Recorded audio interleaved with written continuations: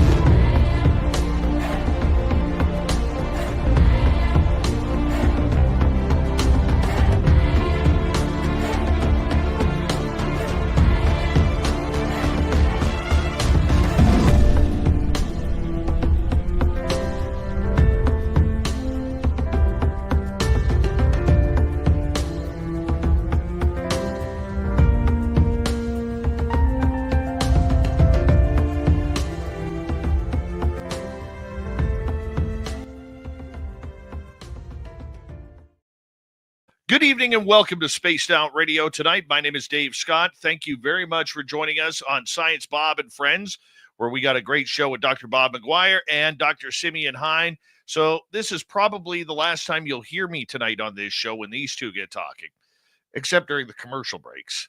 Yeah. Oh, God, I can't wait for tonight's show. I mean, let's just think about it. Look how brilliant these guys are, man. Brilliant.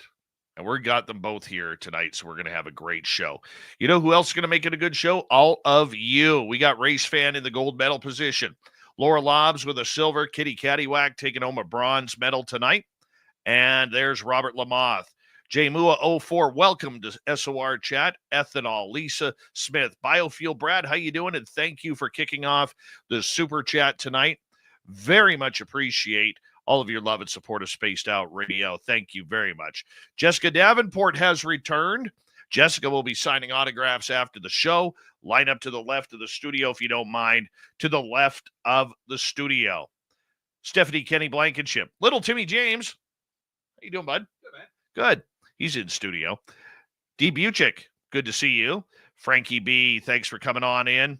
Lee the B. Mel WD40 is here lubing us up for tonight's show. Why?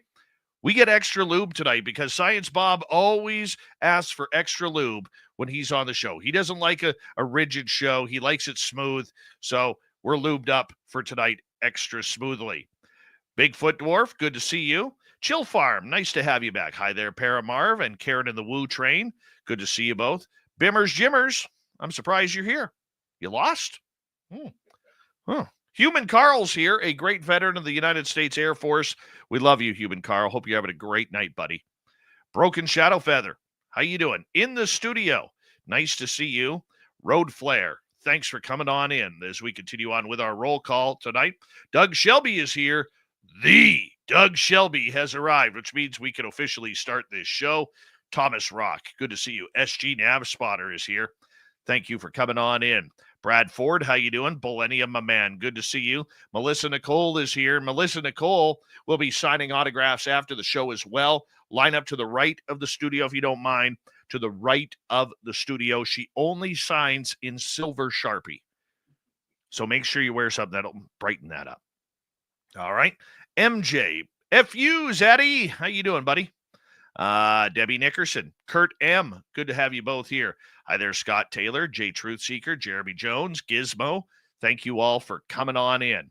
Let us roll down to JMJ12 and Phil the Stalker. Good to see you guys. Moving on, Necessary Dialogue.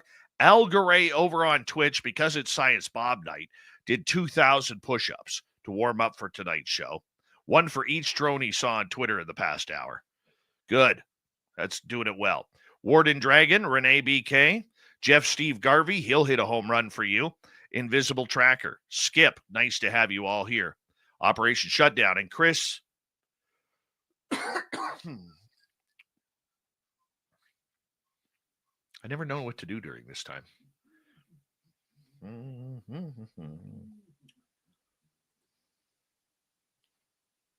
Yeah, that looks good. Teen, nice to have you here. Henry Franz, welcome to SOR Chat. Extra small Lee Strauss is here. Bob Thorson, nice to see you. Oob to Joe's Main, you've got aliens. Yeah, you do. Yes, no, baby, good to see you. As we continue on with our roll call, let's get the radio side going. Hello and welcome to the radio and podcast side of Spaced Out Radio tonight. My name is Dave Scott, Science Bob and Friends with Dr. Bob McGwier and Dr. Simeon Hein. It's going to be a great, great show. We are in roll call on our YouTube channel, so let us continue on with that. And Paul Demon, how you doing? And Ozzy, oi, oi to you. Hillbilly Herb, nice to see you. Marty Burback, always a pleasure. And Super Crazy, good to have you here. We got 29 seconds. Let's see if we can get it all in. Richard Minnick, thanks for coming on in. And Digger Dog, good to have you here. Yay, OMGY, good to have you here. Jessica S., nice to see you. Richard Minnick, thank you for the super chat. Bombshell Bomber, nice to see you. And for the rest of you, I will type it on out. Do me a favor, everybody. Throw those horns up. Let's rock.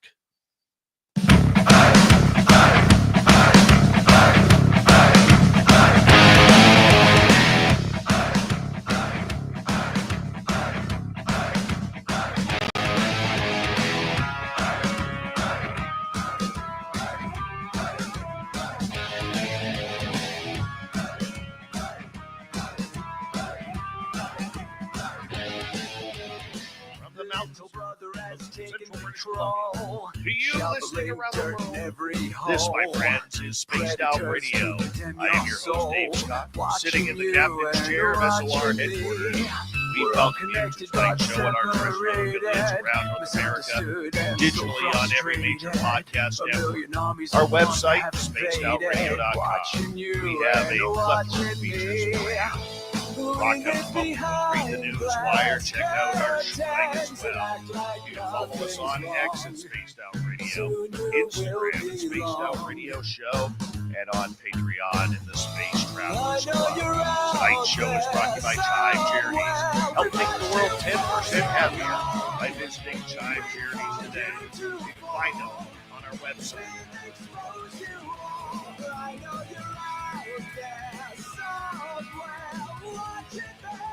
We're going to have an awesome show of science tonight on Science Bob and Friends. Dr. Bob McGwier welcomes in Dr. Simeon Hein. We're going to get into all sorts of drone talk in the next hour and see where that goes. Then in hour number 3, Swamp Dweller will be here with another creepy story. We're going to follow that up by Little Timmy James and the UFO Report.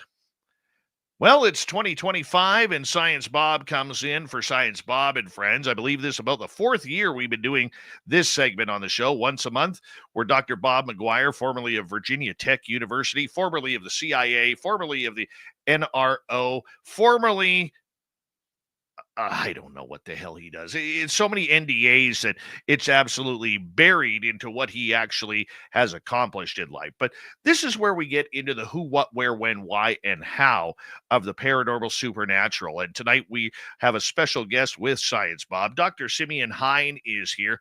He's known for his remote viewing. He's known for his delving into everything from UFOs to consciousness and everything in between. He's literally one of the most brilliant men in this field of study. And I don't say that very lightly, because he has a very nice tight goatee. And, he's nodding as I say that. But let's bring these gentlemen in as Science Bob. Welcome. Hi, guys. Live Science Bob and Friends, and Dr. Simeon Hein. Happy New Year to you, my friend. Happy New Year. Hello to everyone. Welcome. So, Dave, we met at UFO Con in San Francisco in January of 2020. It's 5 years. Well, I'm not going to correct you because you're smarter than me, but it was February of 2020. Okay, whatever. Close enough. Close enough. But I'll take it. I will take it. And you know what's funny about that, Bob, is right around that time, I had been asked if I was a member of the NRO, doing this show for the NRO. And I remember meeting you there, and I had talked to you about that. And about you were worried about We Own the Night. Yes. And you came back to me. You said, hey, I will get right back to you. You made a phone call or two and then came and found me. And you're like, nope, they're not looking at you. You're okay. I was like I was wiping those beads of sweat on me. But then all of a sudden I was wondering, how the hell did he find out so quickly? What is going on here? What have I hooked myself into here?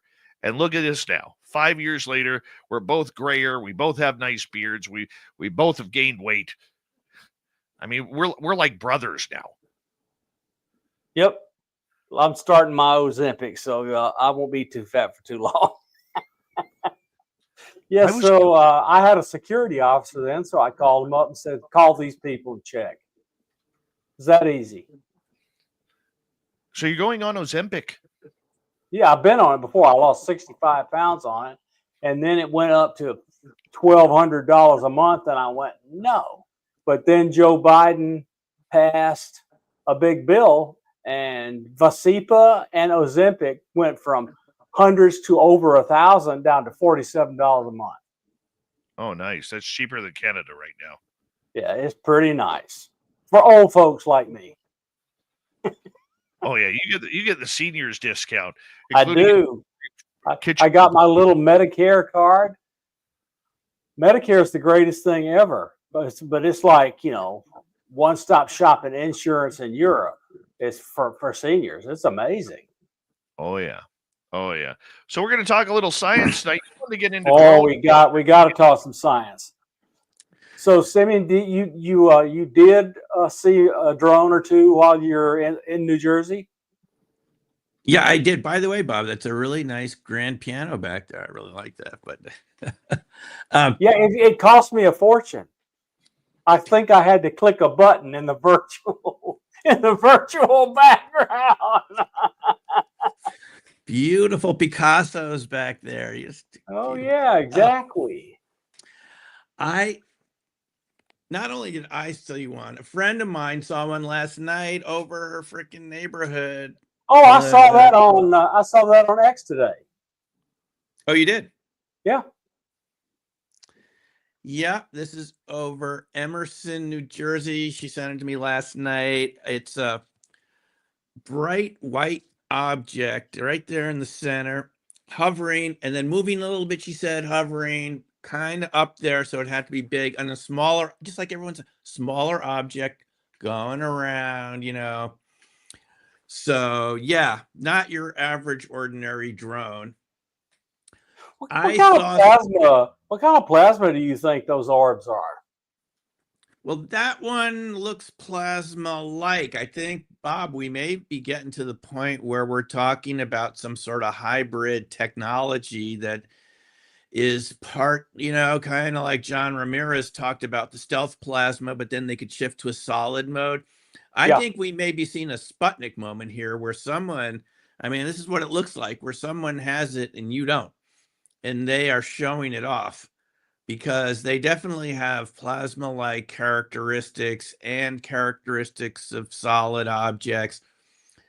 I spoke to someone that's in Morristown a couple of weeks ago. She said these objects were up there all night and she could see it right out her bedroom window. And they made a little bit of sound, but not a tremendous amount. It's going back and forth up and down the street. She said it was just unnerving. And it's just like the title of the show. It's like, when is this going to stop? She didn't feel threatened by it, but at the same time, who is it that's looking through your window all night like that? So I think we got a lot of questions to answer. I don't think our current president for another week, I don't think he's done a very good job addressing it, because they've done this sort of knee-jerk reaction of just, it's weather balloons, it's swamp gas, it's just your average hobbyist. We cannot detect any threat. Sitting over closed military airspace, we cannot detect any threat. Yeah, let's close down, right, Pat Langley, and it's just Langley Air Force. It's just apparently they're not. It's what he said. Apparently they're not a threat. Like, who's telling him this? Apparently. And, that, so I think I think it's really a big mess, and I think it's the biggest mess I've seen related to these topics. Because usually, I'm in the area here where you had the Hudson Valley Triangle. It went back even to my high school days. The high school wrestling team saw it in '79 over a nearby town in Westchester, called the police and everything. And back then, you were always told, well, it's just Cessna's information or something. It was just pure denial. But here you have state law enforcement, New Jersey State Police. I saw a press conference from Suffolk County out on Long Island, and they're saying, we are really alarmed by this. They're interfering with our airports. Our police drones can't even catch them, and those go 50 miles an hour. And those are like bigger, heftier drones than you and I can buy, in the hobby shop. Four official FAA near misses in the last 48 hours. Oh, is that right? Four official. Four official ones. We had a crash here in Westchester about 2 weeks ago. Not much was said about that, but it was an experienced pilot, and you're kind of what's going on up there that would have taken their plane out. So yeah, 4 near misses. There was that incident of that plane coming in. It was in New Jersey, right? It had engine damage from something. So I think whatever this is, it's serious. I'm not talking about serious, the SAR system. I mean, this is the level of denial here has gotten ridiculous. Prue, Calabrese, and Brown, and lots of others that I know, all these disciples of Ingo Swann, they seem, including what's his name in England, Smith. What's his name in England? Yes, Daz Smith. Yeah. They all got tasked, and all of them are NHI, coming bigger, gonna get bigger every month, all the way through summer, and then by the end of summer, there will be no choice but catastrophic disclosure. Well, let's see. I'm more of the feeling that this is something terrestrial, and we haven't done any sessions on it yet. I mean, it's a possibility. I like some feedback when I do an RV session. Well, the problem is how do you get feedback here? Yeah, we don't have feedback. I'm more of the feeling something black budget program. They feel like they don't have to tell us. They can do what they want. So just let me tell you, before now, if this is our black budget program, this is the first time ever they've tested it with bright lights on it over populated areas. Ever. Yeah. You're making a good point. Things that have bright lights generally want to be seen.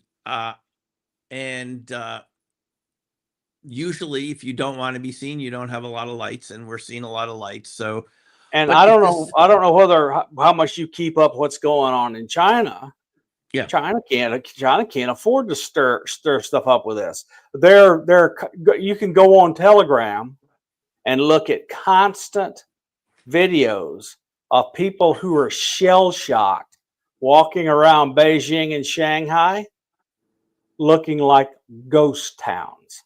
No people in stores, no people in the malls. The economy is shuttered. Yeah. They don't have the wherewithal to do anything. No, I'm not convinced they're from our adversaries either. And I seriously doubt that this would continue if that really was the case, because people in your line of work would have figured this out and probably done something about it. Let's suppose there's a corporation that's been in on the inside of the big secret since Roswell, and they're showing we can blow this all wide open if you want us to. A rogue element. Oh, the way these whistleblowers and people in government got shut down brutally during the hearings, there is a rogue element. Yeah, Greer always called them the boys with the toys, and these seem to me like some pretty nifty toys that can knock out your electromagnetics on your vehicle. You know, someone said it changed their clock as it came over their car.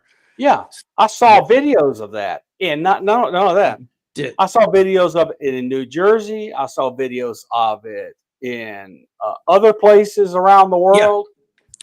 You know, Definite Bob, electronic interference. So Bob, this is so good. So if this is like whatever especially the orb ones, it's got to be putting out a ton of electromagnetics. So that feels to me like somebody has figured out how to exceed the Schwinger limit and break down the vacuum, and it's blasting crap everywhere that interferes with stuff. In other words, it's something very disruptive. Well, I got to say one thing. I did investigate this in Eastern Colorado. Being in Boulder, I drove out to Lyman in 2019. That period, 2019, 2020, I talked to people out there. These things were fast. They were up there for long periods of time. It was really strange. And at the end of the day, we never had any information. The official FBI report is we don't know. State police sent up their best sort of electronics eavesdropping Cessna or whatever, and they said we can't figure it out. So this has happened before. It's just very brazen, and this time it's over a very populated area, and it's going on as far as we see right now. And New Jersey folks, they took up helicopters, fast ones, tried to close with them, and they went dark and disappeared. Let me tell you what the one I saw. I was coming through Patterson on December 13th, meeting some friends for dinner in the Oradell area, just coming over from Colorado. And what I saw was something that looked like a plane, but wasn't acting like a plane. It was going too slow. It was very low. It made a really tight 90-degree turn. But what the weirdest thing about it was the lighting.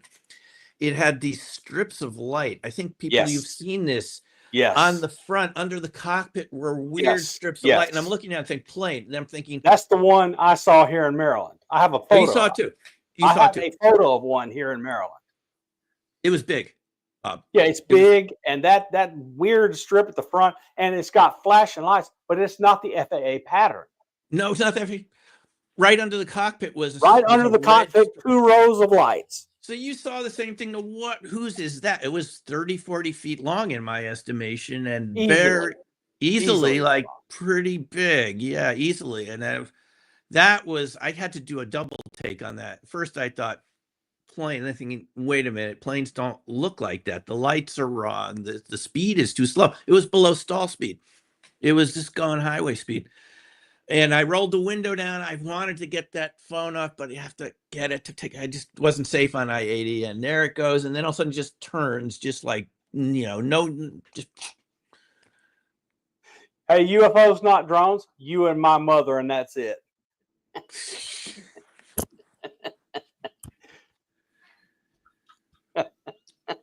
Well, the feeling of that one I got. It was something looking for these objects, some sort of detector, I don't know. It's quite a mystery here, wrapped in an enigma, and surrounded by perplexity. So what is your current of the various? There's lightning has kicked up metallic stuff and turned it into vapor, and all these other different things. What is your current favorite theory for ball lightning? Oh, I'm still, having looked at all those theories and read a lot of the papers, I think those ideas that it's kicking up metal elements, I think that's too much of a physicalist interpretation. I'm still going with coherent matter, resonantly bound particles, photons, take your pick, that are at monochromatic at the same frequency and temperature, become super luminous, and get that very strong electrogravitic effect, which Ken Shoulders, by the way, a colleague of Hal Puthoff, said was something like 40 times orders of magnitude stronger than gravity. Yeah, I mean, look, to do the quantum vacuum breakdown so you could power it. There's a ton that very powerful. It has to have a gravitic component, but it has to be a huge gravitic component. People are not realizing how much stronger the EMF field is than the gravitational field. It's orders and orders and orders of mag. Look, Right. I mean, you can pick up something. You can hold up a heavy object with a magnet you put on your refrigerator. That right there tells you magnetism is stronger than gravity.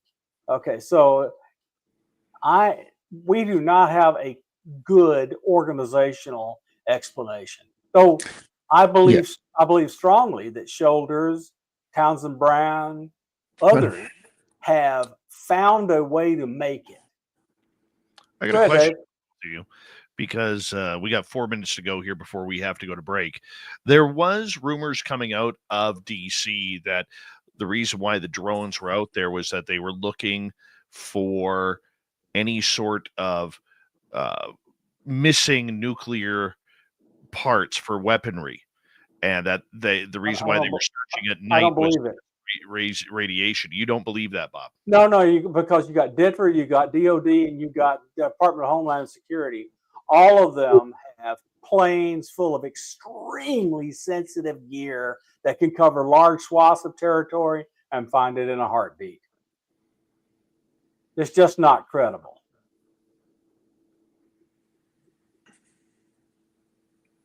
Okay. No, I think that's right. And if you looked at the material that it was supposed to be from, this medical material with that's low levels. That's low level, and they were decay. really small little pen-sized rods.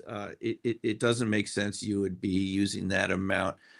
They would have found it by now. And people who've been in those programs, Bob said, we don't use drones for that. We use a helicopter. Exactly. Helicopters are at fixed wing. They use both. Yeah. Helicopters more maneuverable, but you can get less equipment on board. Yeah, Dave, there have been so many of these explanations of this, starting, the Iranian mothership off the coast. I think that would be kind of easy to spot that one. That and the Iranian mothership was off the East Coast, a congressman said, and then Planet Lab took a photo of it in the Persian Gulf. There you go. Well, not just that one, but the Chinese submarines, where their submarine fleet can the Chinese submarines all over the world, their own areas. They have nuclear submarines. They can go a long way, but they cannot deploy a thing as big as what Simeon and I are talking about seeing off one of those subs and have it be transmedium. No. Can't do it. It's just incomprehensible. Dave, this thing is big. I wish you were there to see it. It was huge, and you're like going, what the F am I looking at? Right. Oh, I'm not denying that. I'm not denying that whatsoever. I just have a little bit of trouble thinking that it is something ufological rather than our own technology. But earthly technology, I believe, of the explanations, is the simplest. I'm not sure it's right. Because there is a tremendous amount of turmoil in the world. I mean, China and Russia are dragging anchors, cutting up sea cables. Ukraine has figured out how to block every attack vector that Russia has, and they are smashing Russia right now. And so I find it hard to believe that a nation state would be doing this when they got enough eggs on the fire. It's hard to see geopolitically the win. That it is. And when we return, as we only got about 30 seconds left, do either of you, what do either of you think, and Simeon, we'll start with you on this one. What do either of you think of the fact that the drones did seem to die down over the Christmas and New Year's holidays? I have a hypothesis. I think that's what we need to get into when we return, because that is one of the questions that many people have on that. Many people expected that, myself included, on that. And I find that very interesting that all of a sudden the holidays come, and not saying the drones were fully gone, but a lot of them were. Dr. Simeon Hein joining Dr. Bob McGwier on Science Bob and Friends here on Spaced Out Radio. We will return for the second half hour. right after this. Stay tuned, everybody. We will be right back.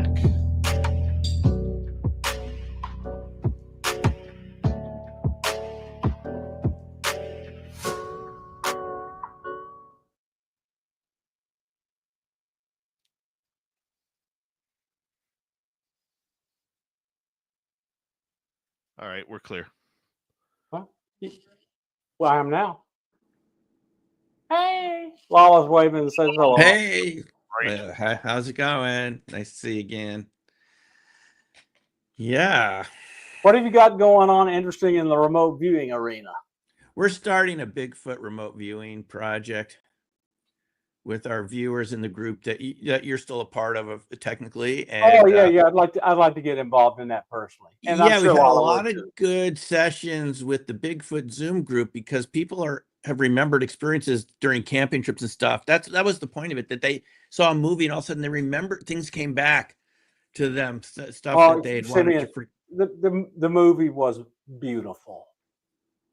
It was really beautiful. Oh, the paranormal Bigfoot movie. It was a beautiful movie. Oh yeah, those guys know what they're doing. Yeah. It was great, and you had a good role. Oh, thanks. Yeah, they published those interviews separately, like an hour and 45 minutes of me talking. If you haven't heard enough of me talking, it's 3 hours of this stuff. And people said they got a lot out of it. They enjoyed it. I thought they were going to edit it down, and they did for the movie, but here they had the full, original discussion. But it was kind of interesting. We got into all the physics, and I think now there's a new one coming out, Bob. They have one coming out about Ron Moorhead and the Sierra Camp about Right. the sounds, and I'm part of that one too, talking about coherent sound. So Well, if people don't understand that Bigfoot and coherent sound go hand in hand, they're not paying attention. You got it, with that laser-like way they can direct it at you. Totally collimated. Our friend Jewel said it was like an induced fear, like you could feel it being projected from the outside. You knew it wasn't coming from in here. It was like a wave, and then it just turned off like a switch. So, you could do that easily with a square phased array speakers.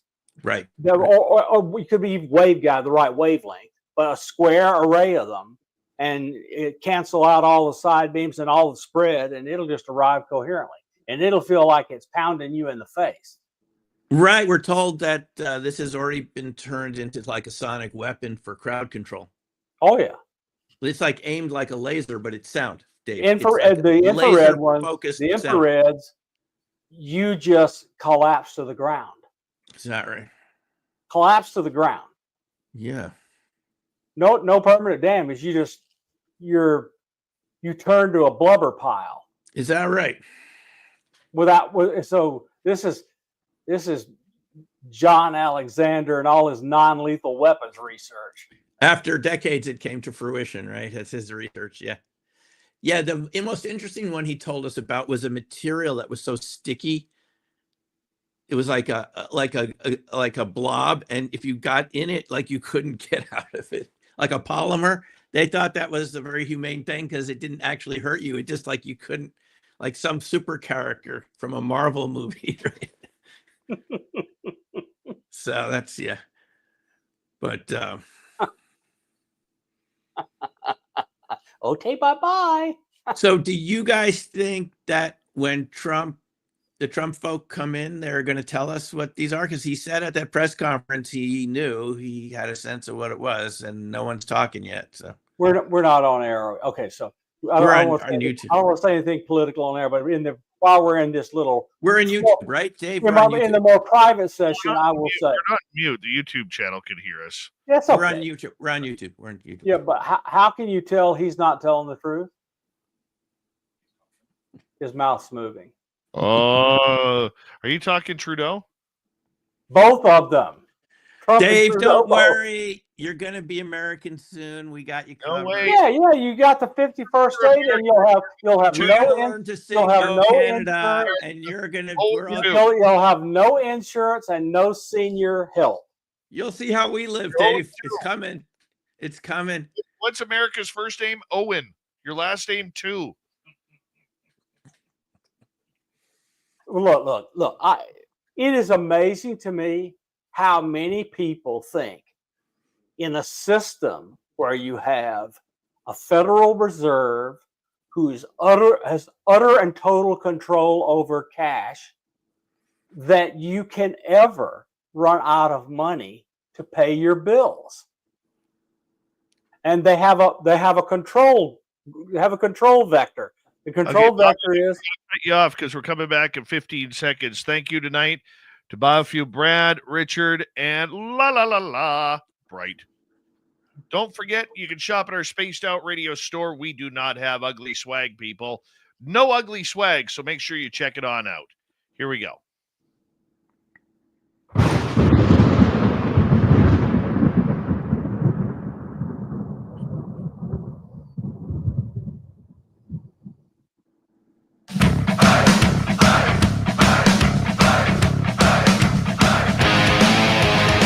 With the second half hour of Spaced Out Radio tonight.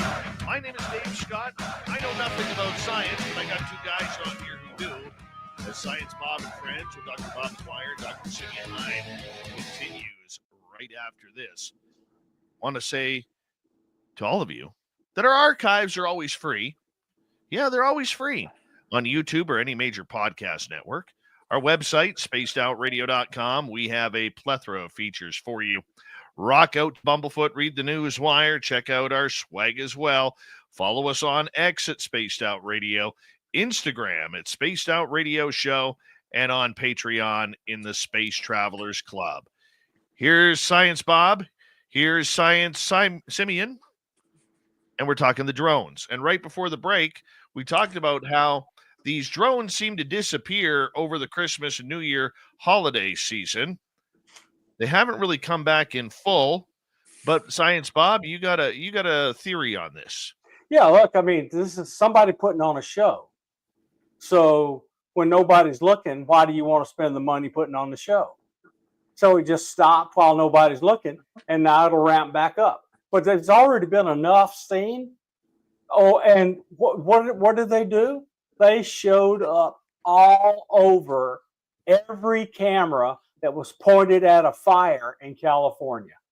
Every camera pointed at a fire saw one of these drones. I didn't know that. Interesting. Oh, yeah, but dozens of them. What's your theory on it, Simeon? I think the boys with the toys have families too, and they're taking a break over the holiday. And the fact that happened shows us there's a human element in this, because as far as I know, the NHI don't, really observe the same holidays that we do. They don't, but they observe human nature. They observe human nature, yeah. So and human behavior. Yeah, it's designed for people to see this, and people are inside. An interesting idea. Dave, I just want to know, have you been secretly fantasizing about BC becoming the 55th state? Because I just want to know the truth. I'm kidding. Go. I will answer that. No. I'll be honest with you. Number one, most Canadians believe that this is an extreme measurement ploy by the incoming government of the United States to get rid of the garbage we have in Ottawa right now. Well, that was successful. And when that changes, I think that there will be proper negotiation, proper friendship. Now, I would like to see the border open up a little bit more for citizens to make it easier to cross the way it was prior to 9/11. That is getting a little bit ridiculous. Okay, but I want to go back to being able to use my driver's license. But I will say this, though. I will say this. I would seriously, and I'm a very proud Canadian. I'm a very patriotic Canadian. But I would literally have to have a very serious talk with myself and my family that if they do allow Canadian citizens to come down there who are middle and upper class to as long as you don't have a criminal record, to move into the United States and it's fast tracked, I would seriously consider that. And it's not because I would be abandoning the country that I love. It's mainly because what's happened up here, in my opinion, it's going to take at least a decade to clean up this financial mess. A decade. And I don't know if I can personally afford to make that happen. So I've narrowed it down that if that were a choice and I did look into that, it would be probably one of two places. It would probably join my cousin because I have family in Las Vegas. It would probably be joining them, or I would probably move because I have a lot of friends in San Antonio, Texas. Inexpensive to live in Texas, as long as you don't live in the ritzy parts of San Antonio, because there's no state income tax and other but there are taxes, but the income tax is not there. But I will tell you this.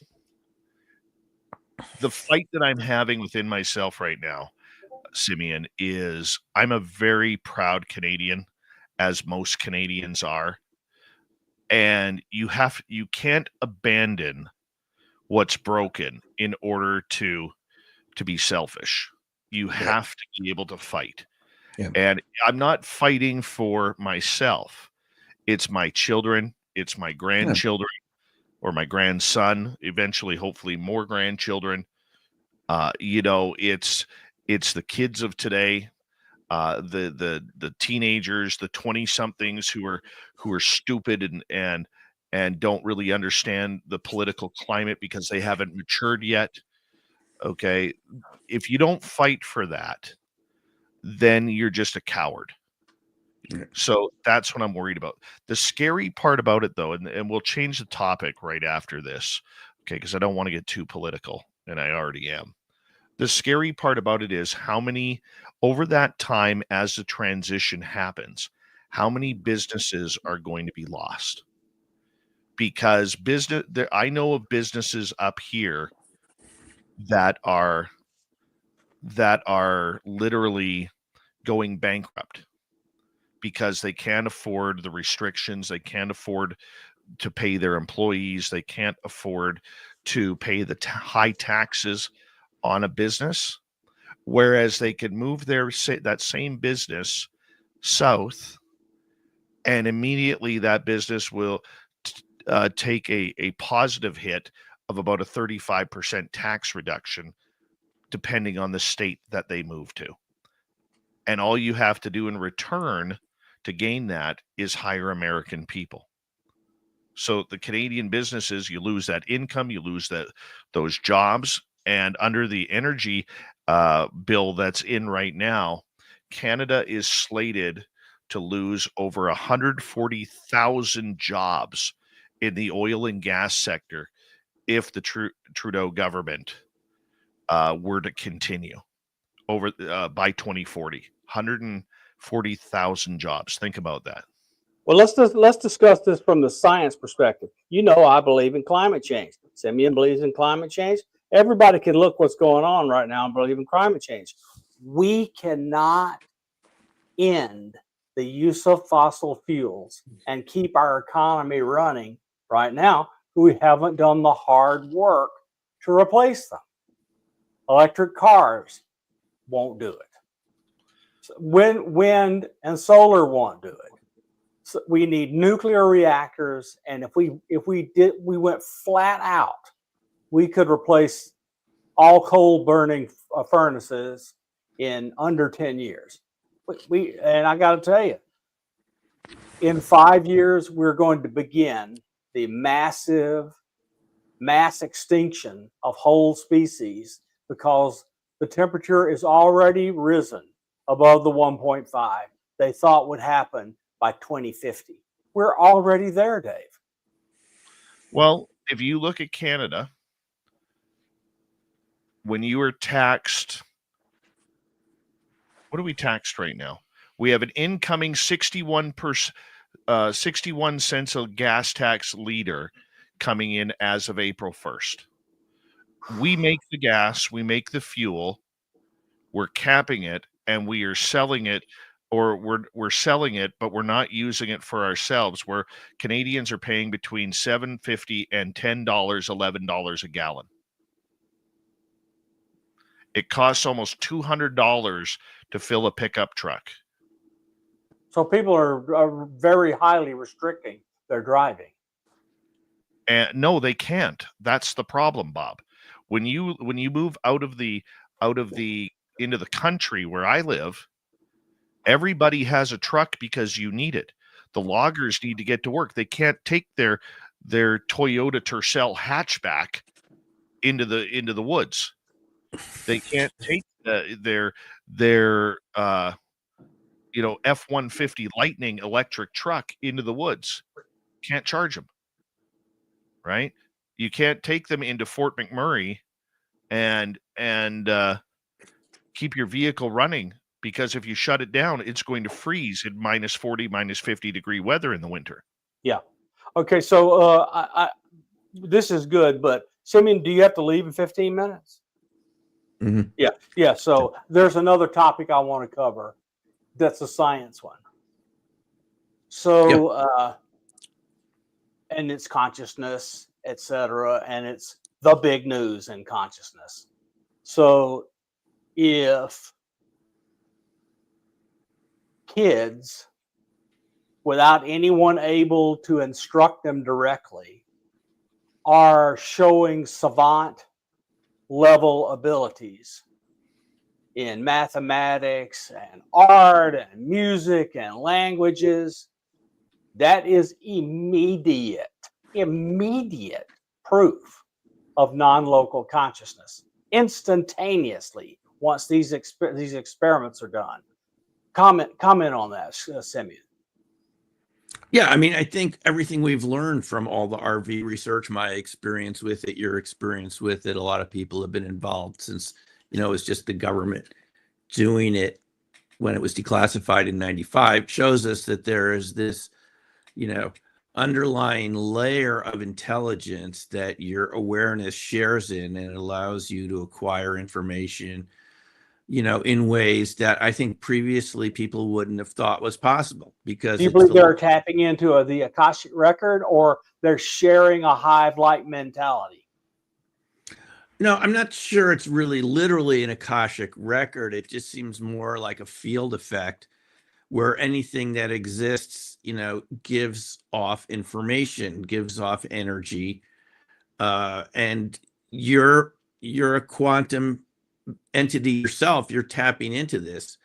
You already have the machinery that's tapping into this matrix, as Ingo called it. Okay, so I see it more like an interconnected matrix, the way Ingo would have thought about it. And we tap into this. It's just a little more subtle. And some people that are a little more inhibited consciously in ways that normally we're taught to develop that linear left side of the brain. When there's some sort of injury or impairment, the other side sort of this other level seems to take over, express itself more. Just like people who've had illnesses can become really good at art because, other parts of their brain take over and grow. And I think it has to do with that. So it's like been there the whole time. It's just these really loud parts of our awareness have been drowning them out. Okay, so the other thing is, it's clear that a major body has decided they don't want the knowledge of these abilities spread far and wide. And you can see why. What secrets can you keep if this power is possible? And that's frightening to people. It certainly will be frightening to governments. And I'm deeply concerned for these kids. Deeply concerned. Yeah, and at the same time, Bob, things do evolve and change. We don't burn witches anymore. And there was a time when we It's couldn't not even that I have, don't want them to be. I don't want them to be forced and used. yeah. Well, I mean, then it's high time for more discussion, legislation, and exploration of this area. I mean, it really was something at the on the fringes for a while. I'm glad it's finally broken out into the mainstream like this, Yeah. where I mean, we you can know, have a you and discussion. I and our friends, we go off and we do experiments, and we know Yeah. what's real. We talk to experiencers in UFOs, and every entity they talk to is talking to them telepathically, Mhm. and on and on. And it's going to break out into the mainstream now, big time. Yeah, That people. that podcast is bigger than Joe Rogan. Yeah.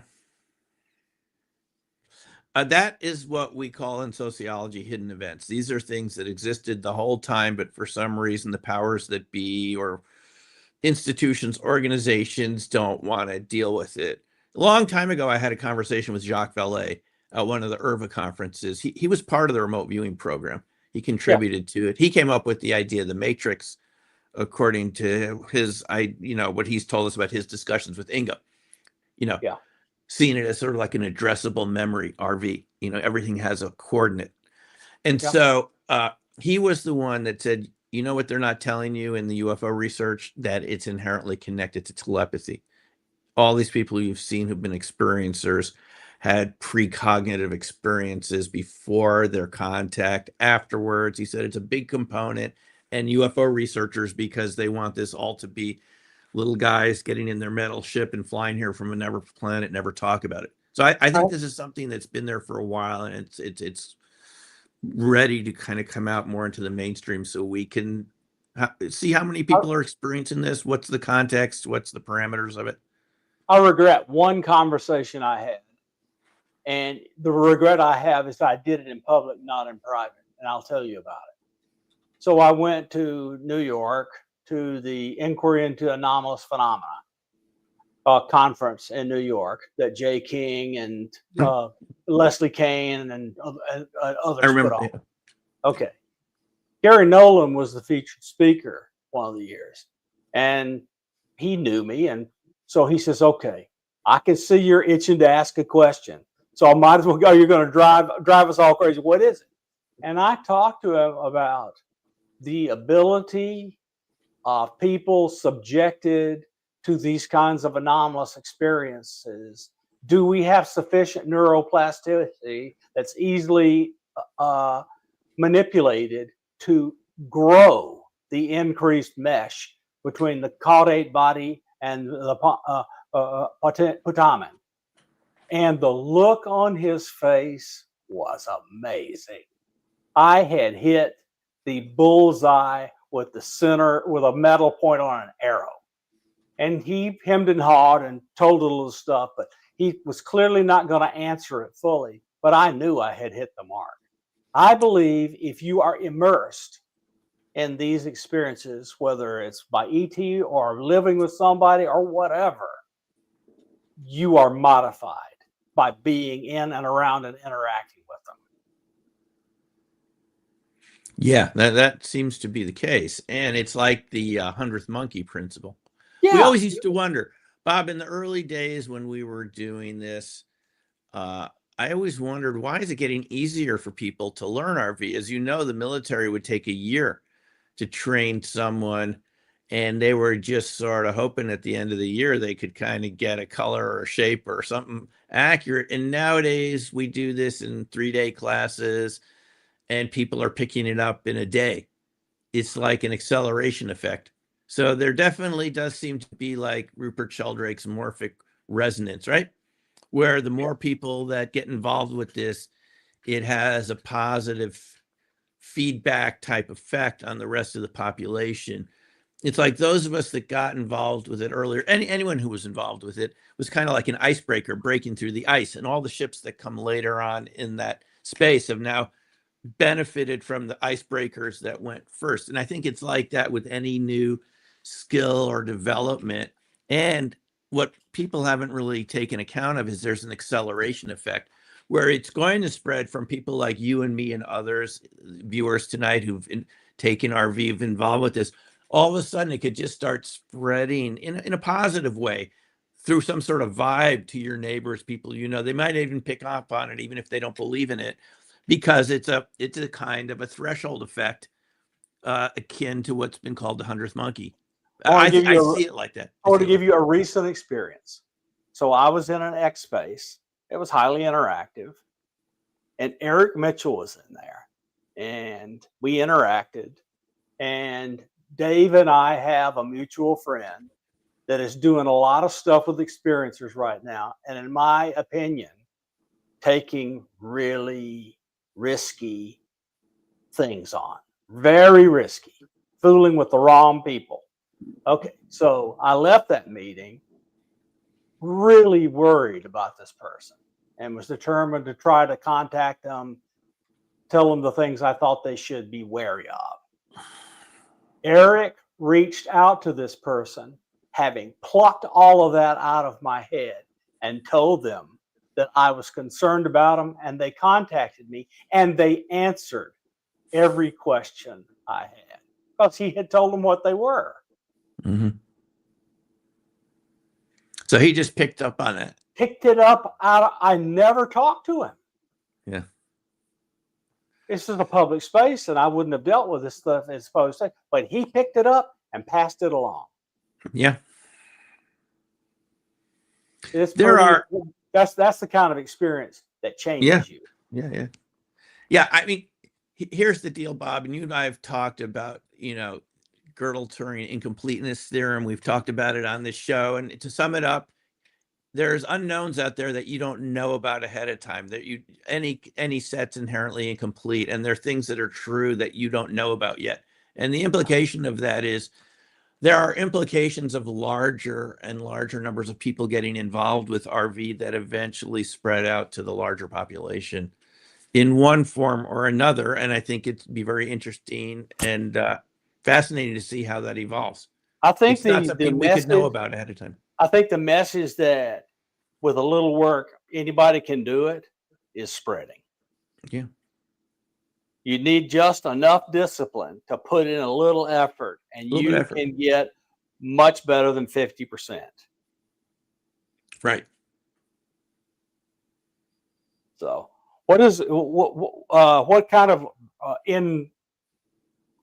viewers that you work with that have been doing it for a while, what kind of hit rate on average, just making a swag, do they get? There is a lot of variation, but I always on thought average. of it. Yeah, it would seem to me 35, 40%. Some people going above that. It's definitely, it's more than you would expect. And they have runs just like a basketball game. There are these runs where they get us a whole bunch of the data points correct in a row, which is always really astounding to see that. So if you look at it as binomial distribution, then or coin flipping, and they're independent trials, and you don't let the people mix, then if it's a certain percent, you only need to gather enough people to have them do the same thing before you're guaranteed 99+% success. Because they're independent trials. Yeah. And even at a low success rate, if you do it enough independent trials, you're going to get a very high probability that whoever takes all the data and sees the common elements and writes it all down will be able to pluck enough out that's to give you 90% as a group, not as an individual, but as a group. So here's one other thing that can happen, Bob, and some of the military viewers told me about this. There can be a type of telepathic overlay that magnifies the error too. Well, I believe it. That's also something I think that way of thinking is not completely accounting for, as they can also all go off in the wrong direction. Yeah, so that's the reason I think who is on a team needs to be blind. Yeah. You need a large enough pool so you can randomly assign RVers. Exactly. All right. Your turn. It is that time. Unfortunately, Dr. Simeon Hein, we have to say goodnight to you. I wish you could stay Thanks, longer. guys. But I know it's late and you got to get your teddy bear all cuddled up and into bed here. I had 3 hours of talking right before I came on, starting early this evening. So we appreciate you being here. Thanks, guys. We'll see you. Thanks, everyone. We'll see you next time. Hey, Dr. Simeon. Good to have you here, guys. We'll be right back on Spaced Out Radio.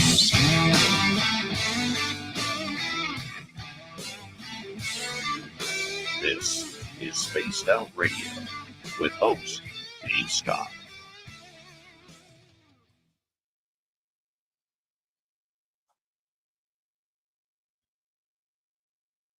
All right, Bobbert, we are clear. So that was not too deep or too thick in physics and math, but it was science, all of it. You are science. I'll be right back here, bud. I'm going to put you in the green room, okay? All right. Be right back, guys.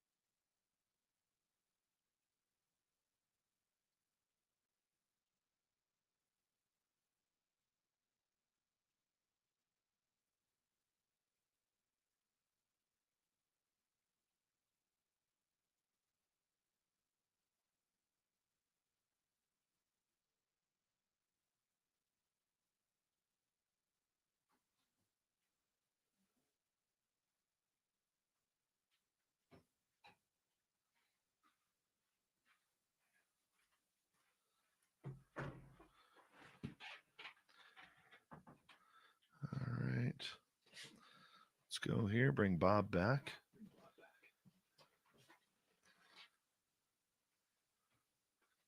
Knucker, how you doing?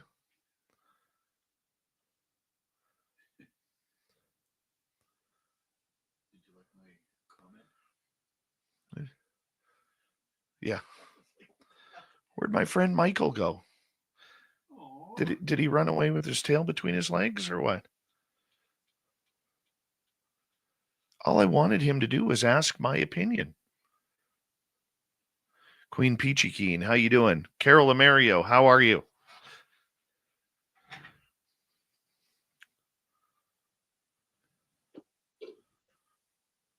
I love the hit and runs. They're the best. Oh, who timed him out? Phyllis Mouche Perry. I was having fun with him. All I wanted to do is have him ask my opinion. Didn't get to have your fun, see? No. We live. How are you? Welcome to SOR Chat. Well, he was pissed that I didn't come at you about the climate change comment that you made. And all of a sudden he's like, SOR is promoting climate change. And I said, no, we aren't. I said, that's a dumb comment. I said, just because Bob makes a comment doesn't mean that the guests are allowed to say what they want. Right? Why do people with cognitive dissonance act so ugly? Well, in Canada, I strongly believe we're carbon negative. You probably are, but the world isn't. And they lie to us. No, but nothing's going to happen until India, China, and Russia start cleaning up. Nothing And will the change. U.S. as well. We have coal-fired plants. But the point that I'm getting at is he doesn't want to hear that. He wants to give cheap shots. Okay, those aha, caught ya moments. And that's where it stands. He doesn't want to believe or hear me say that I think Canada is either carbon neutral or carbon negative. He doesn't want to hear that. So that's where we stand.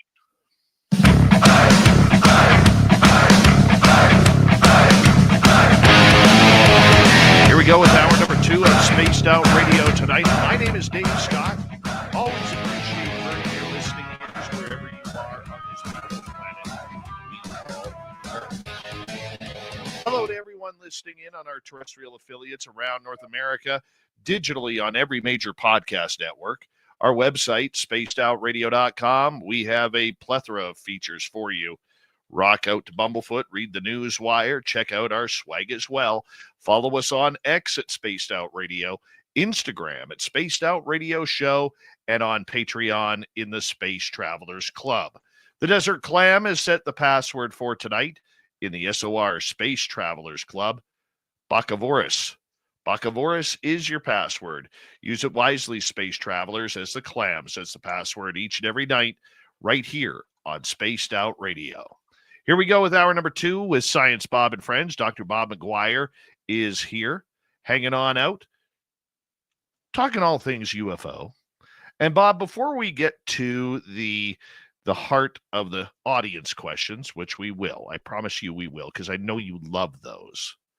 Okay, let's get to the controversy around the Tesla Cybertruck bomb in Las Vegas.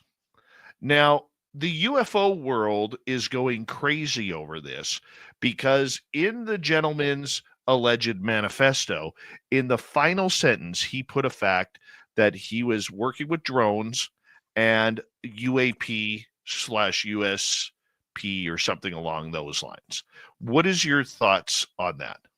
So 2 Delta people that I trust a lot, and another podcaster on YouTube that I test a lot and is deep in and gets stuff from inside from the military and knows a lot about it, thinks nothing about that email makes sense, in that an 18 Zulu won't have access to the kind of drone information that says we are doing anti-gravitics or other stuff. They won't have access to it. Now, he might have learned it talking around a beer at the bar, but he certainly didn't hear enough about it at work to do something cuckoo about it, because he couldn't have seen the evidence.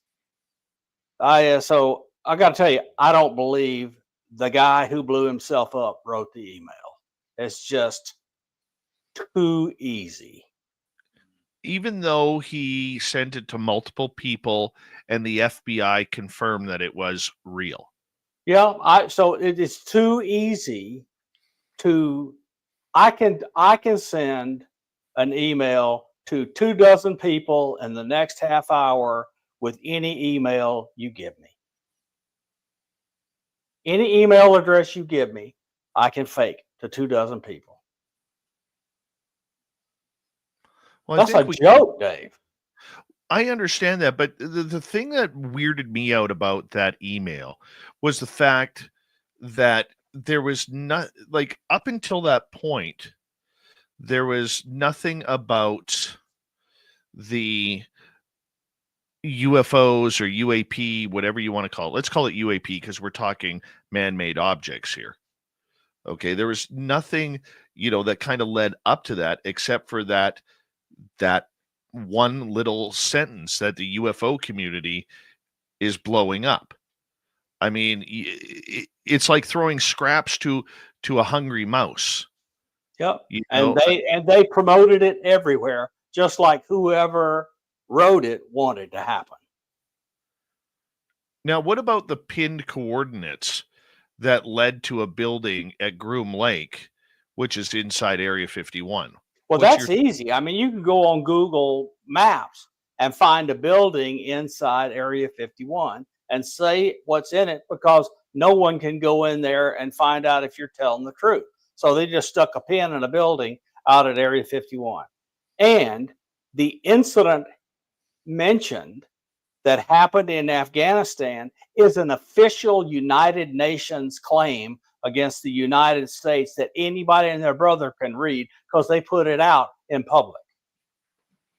I'm going to tell you, every piece of that was available to anybody. What do you think about the video where they are saying that he had, used a pointy stick on himself right before it went off, but a video shows different? I have no idea. I don't recall seeing that. And then, certain things, making it out to obviously identify him, like his driver's license and passport. Look, the gunshot wound to the head just ends all those arguments. When the bomb went off, he was dead, because that was a .50 caliber pistol. It put a huge hole in his skull. Oh, I'm sure it did. Probably didn't remember much after that. And we've been collecting his thoughts with a spoon. Super Crazy is asking, do you think the FBI is making an honest mistake in saying that the Tesla bomber wrote that email, or do you think they are intentionally being dishonest? It could be either one. So what do you think of somebody who has a lot of clout in the podcasting field, like Sean Ryan, who is standing behind this, basically saying that... Well, he's got the FBI behind him now. And, of course, he doesn't want to admit of making a major mistake. I mean, he is a huge podcaster, and I really like him, but I want him to be more careful, because he has a huge voice. And he has already participated in multiple shows in the allowing his guests to spread disinformation and misinformation. But never mind his other ones where that does not happen. He is a terrific podcaster. That's a very... How can I put that? It's a very loud statement that you just made. Oh, it's very provocative. Because, I mean, look, I really like this guy, but he's got to clean up his act. What, in your opinion, has he done that has provided disinformation or misinformation? Oh, Dave, it'll be political, so I don't really want to get into it here. Gotcha. But you can imagine. Look, if you put a gun to my head, I would not let Eric Prince on my show. All right, let's move on to the next topic, because one of the most interesting topics that we are continue to learn on that has absolutely captured the attention literally of millions upon millions of people is the telepathy tapes. And Simeon and I had a great conversation about it. People ask questions, people. Well, here's my question to you, Bob, as somebody who was on the inside. Did you ever participate, or did you know people participating in telepathic communication? Yes. How far down the road did it go? There was a cell operated where I worked. I don't know what they were because I was not privy to their tasking because I had no need to know. But I knew what they were doing. And what were they doing? They were applying telepathy to intelligence gathering. Now look, intelligence gathering by psi abilities, whether it's remote viewing or something else, rolling dice, I don't know, tarot cards, anything, it will never be believed without multiple pieces of corroborating evidence. And that's how you would want it, because people, good remote viewers, don't take gigs where they don't get feedback. And so the government won't take what they say for true unless there's corroborating evidence. I mean, the entirety of the defense establishment rejected Joe McMoneagle's telling them about the Typhoon class submarine the Russians were building 20 kilometers from the sea, because they laughed about it until all of a sudden one day it showed up in Murmansk and put out to sea as the largest submarine ever built in the world, with every feature he said it would have. So for people who don't understand, what is the difference between telepathy, where you're having a conversation with each other's mind without speaking, and something like remote viewing, where you're actually picturing it and then verbally saying what you're seeing? They are, whatever the mechanism is, they share common features. It's still an ability to hear a signal with part of your mind, brain plus mind, that we don't understand, but we can train ourselves to use. And you can train yourself by repetitive practice, and your entire system learns by neuroplasticity. Remote viewers learn over time how to filter signal from noise. There's something that goes on when they're on the right track. They can feel it. And their brain trains to go for that feeling. Bob, let's talk about our remote viewing experience. You and I were having a very, very private conversation on Signal one day. Yep. And this is the type of conversation I would never repeat on the air, because that's just how deep it was. And we started picking up remote viewers. Yep. There was one in my yard. You were living in Georgia at the time. There was one in your yard. Virginia. Or Virginia, wherever you were. No, it was Virginia. I remember exactly where I was. And I started picking up the guy on my end, what he was wearing, how he looked. He was shocked that I picked him up. Yep. And then I said, Bob, you have one out. Now I don't know where you lived. I don't know where you live. Don't know what your house looks like, anything. But tell the audience what I said to you. Well, you told me where to look for him out underneath a tree that was right outside my window. And the thing that was neat about it is I wasn't at my home. I had moved into a temporary residence through Airbnb while I was packing up my possessions to move from Virginia to where I was going to have a retirement home. And you turned and saw the gentleman. Yeah. And so later on, after I went with Simeon Hein, got trained in remote viewing with Sean McNamara and others, and began to learn how to see through a blindfold. I woke up one morning seeing that person in a room that I recognized. And after a few minutes, I recognized him and he was looking at me. So I can attest that long after you did what you did with me, I was able to do it.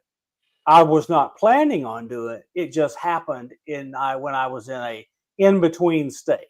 But it was a view as clear as day.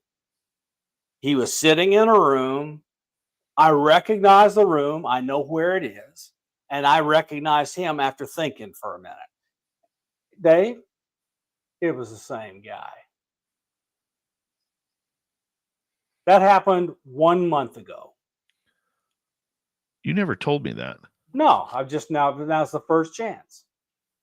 I have not told people all that I am doing in these areas. I am working very hard to train my brain to do the right things. And I'm doing whatever it takes. Okay, so when did you see the person in a remote view, or were you in the building and saw him? I could see in the building where he does remote viewing for his work. Okay, so you were remote viewing that room then. I saw it somehow. This was not a place where I was given coordinates and started scribbling. I just saw him there. I could see his face. I could see the table he was sitting on. I could see his features. I could see the room in color. And it took me a minute to remember I still had my blindfold and didn't know where I was. It was an amazing experience, Dave. And you had been in that building personally before? Oh, yeah. I worked in that building, and I know where that room is. And those people that do top secret, special compartmented information, blobbity, blobbity, blobbity, don't tell a foreign government anything, work. I know where they sit.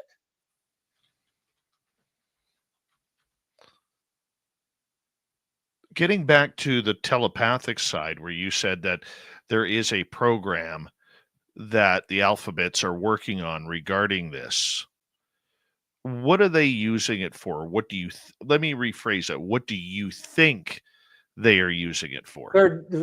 Okay, so we hear a rumor that Russia's doing something, and we need to make major things happen quickly if in fact they're doing something. So they will take whatever means they need to figure out exactly what it is they're doing, so they know how to prepare for it. So they use every tool in the quiver when a thing like that comes up. And I mean everything: human intelligence, signals intelligence, overhead imagery intelligence, tap telephones intelligence, remote viewing intelligence. They use everything and they collate it so that the person who is in charge of the overall collection of evidence on that kind of activity gets these pieces from everywhere, including psi abilities. Okay, so would they be training soldiers, like spec ops soldiers, whether they're Green Berets, whether they're Delta Force or Navy SEALs, in the telepathy? I believe that they are, and that's one of the areas where I think Lou Elizondo told the truth.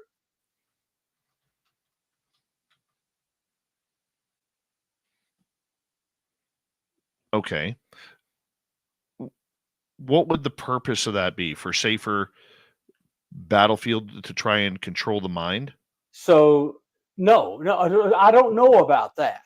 I don't know about that. And the reason is these abilities are not typically rapid enough with a fast enough reaction time to be used tactically.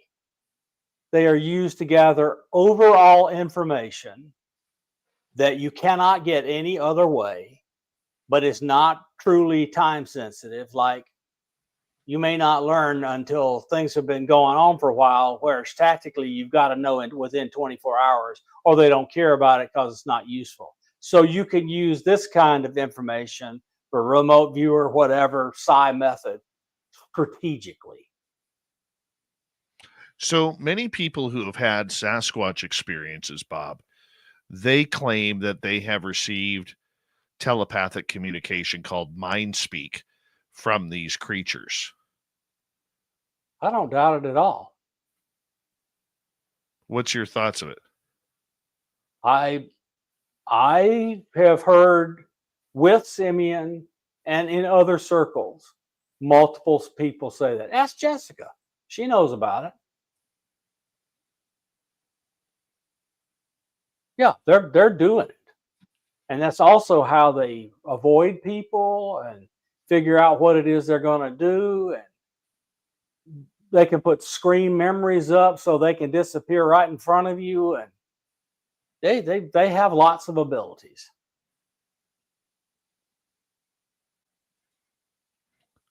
David Paulides is doing great work on these kinds of things right now. He is not being shy anymore. Do you believe then that we have the ability mentally as a human, are we capable of being able to use our mind to communicate with others without the sound of voice? Yes. And again, if you want to do it reliably, you're going to have to practice for a long time until it becomes reliable.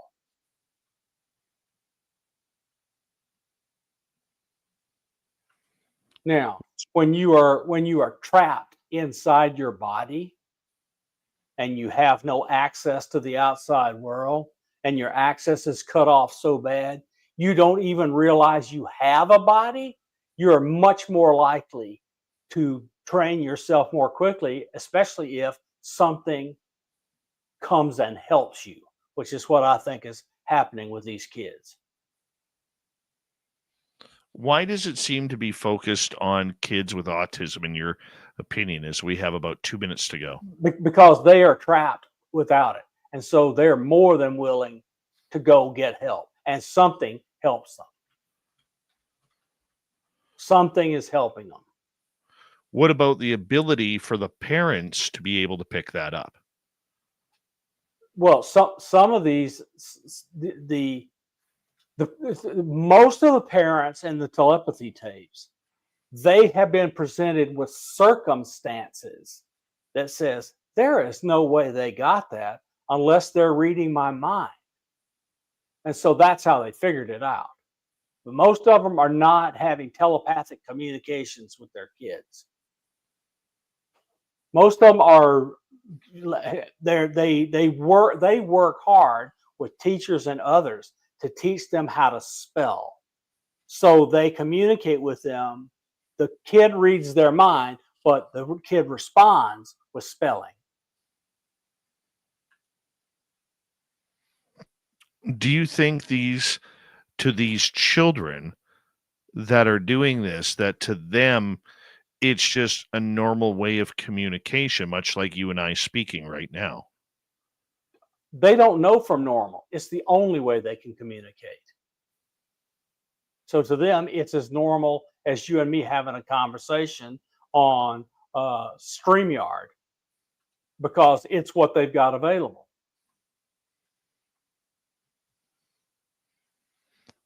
I find that interesting. You know, it's much like a mother automatically knowing what their infant baby wants just by the sound of the cry. We don't understand what the cry means, but we could break it down. Oh yeah. We don't understand. I believe that level of intuition basically any mother has. I mean, we got to remember the kid was in their womb for 9 months. They had time to build a bond, and it's pretty darn strong.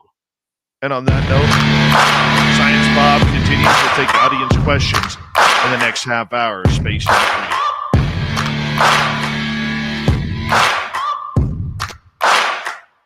Radio. You're listening to Spaced Out Radio with your host, Dave Scott.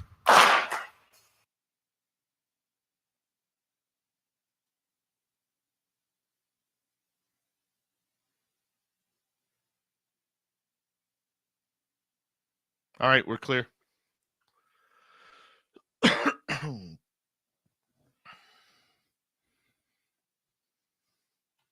I'm going to roll tonight. Oh, this is a good show. I'm enjoying it. And we didn't have to get angry and rant at the government. You want no part of... Oh, God, that's all I've been talking about for the last 72 hours. Yep, and I've given up on counting on any kind of government entity doing something like disclosure. Fedora John, yes, they do. Yes, they do. That one is Fedora John. That one I accidentally recorded a little bit too hot. I will say that. I recorded that middle one is a little too hot. So I was noticing during the normal intro and the coming out of breather segments, when that music is playing, your voice is depressed. Yeah, that only happens because of StreamYard. StreamYard's biggest issue that they have is you cannot overlap audio. So if two or more people are talking or you have music and my voice gets drowned out. But if you listen to the podcast side of everything, yeah, it's great. Perfect. Yeah, that's great. I didn't realize that's what it was. They're equalizing. Yeah. And I hate that about StreamYard. I wish they would fix that. But I think they don't really understand that for us people as podcasters, YouTubers, that the importance of getting it leveled out is important. And they're more interested right now in, like, StreamYard just recently was bought out and the new owners immediately doubled the cost. Yeah, I'm pissed off. Yeah, so I think what they've done here is they have, and I'm just assuming, they bought this because it was cheap and everybody was flocking to it because it was easy to use. StreamYard is extremely easy to use. Yep. But they're now taking advantage of the people who are using it without fixing the problem. Yeah, I will not continue to pay this exorbitant fee for what I'm getting without trying to find an alternative. Yeah, I'm looking at, what do they call it? River Shore or something like that. Riverside. Sweet Robbie G is looking at a couple others as well on what we may switch over to. And, but I mean, I'm paying $88.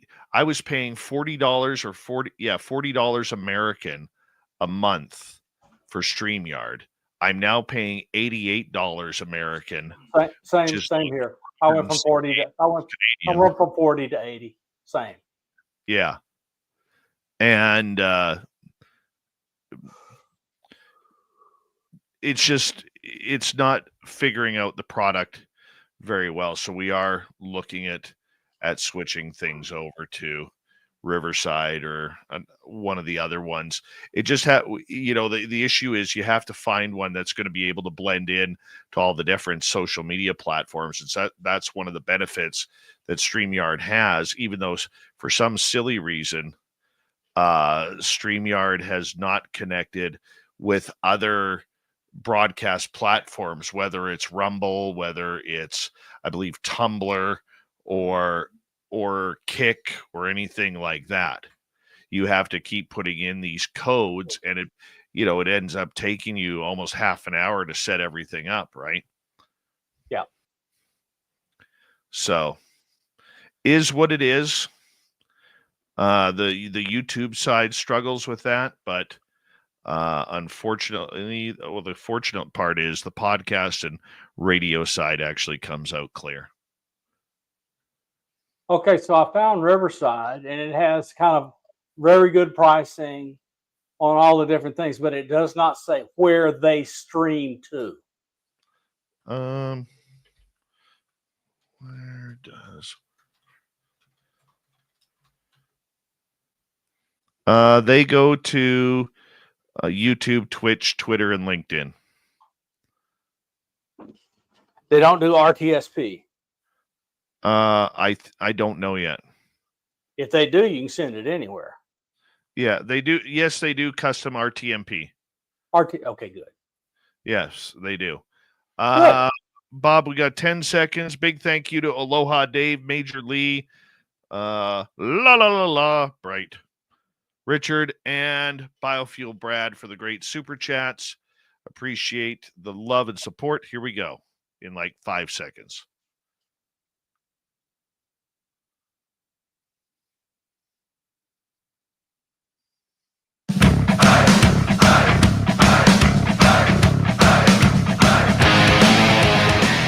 Audience questions coming up in this next half hour for Science Bob here on Space Down Radio. My name is Dave Scott. Thank you for joining us. We really do appreciate your importance and years. Reminder to all of you that if you miss portions of this show or others, you can check out our free archives by going to YouTube or any major podcast network. Our website, spacedoutradio.com. We have a plethora of features for you. Rock out to Bumblefoot, read the news wire, check out our swag as well. Follow us on X at Spaced Out Radio, Instagram at Spaced Out Radio Show, and on Patreon in the Space Travelers Club. Here's Dr. Bob McGwier. We call him Science Bob around these parts for Science Bob and friends. And Bob, your favorite part of the night when we get to the audience questions. You ready? Go. Let's go to Sierra. Why are Americans so calm about the drones, which could be from China and or could be spraying poison fog? Well, we're seeing this weird fog, and there's some concern about it being from China, but we are covered up with all sorts of things going on in this country, and people are concerned about how they will be doing financially in a year, and so this is just second fiddle. And there's nothing we can do about it because the government's lying to us. All right, let's move on. Let's go to Kim. Are we remote viewing the drones? Several groups are, and I assume the government is. Do you know any of the results? Yeah, this Prue Calabrese was one of the ones that got, this is NHI, and they're ramping up to force disclosure. That there's a war between good ones and bad ones.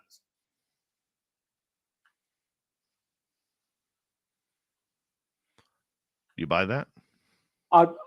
What I know is this. The answer is neither yes nor no. But the timing of their prediction is we will know in less than 21 days. So I'm in a wait and see mode. So if this month's come true, I'm really going to pay attention to the next ones. Well, here's my problem with that, Bob, and to play devil's advocate. This is the same thing. I mean, Dr. Stephen Greer, and God bless him because he's a friend, Stephen Bassett, and others have been claiming that this is a year for disclosure for the last 34 years. Every year is a year for disclosure for 34 years. I agree. That's Steve. Okay.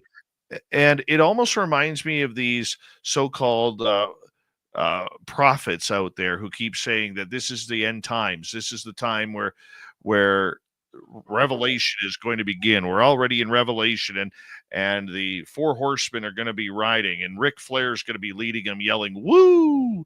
Okay, and Jesus is coming back, and it never happens. And Stephen Greer is always, I'm the only one who can tell you the truth. Don't listen to anybody but me. And the government is awful, and they're really trying to do you. And here's what's coming.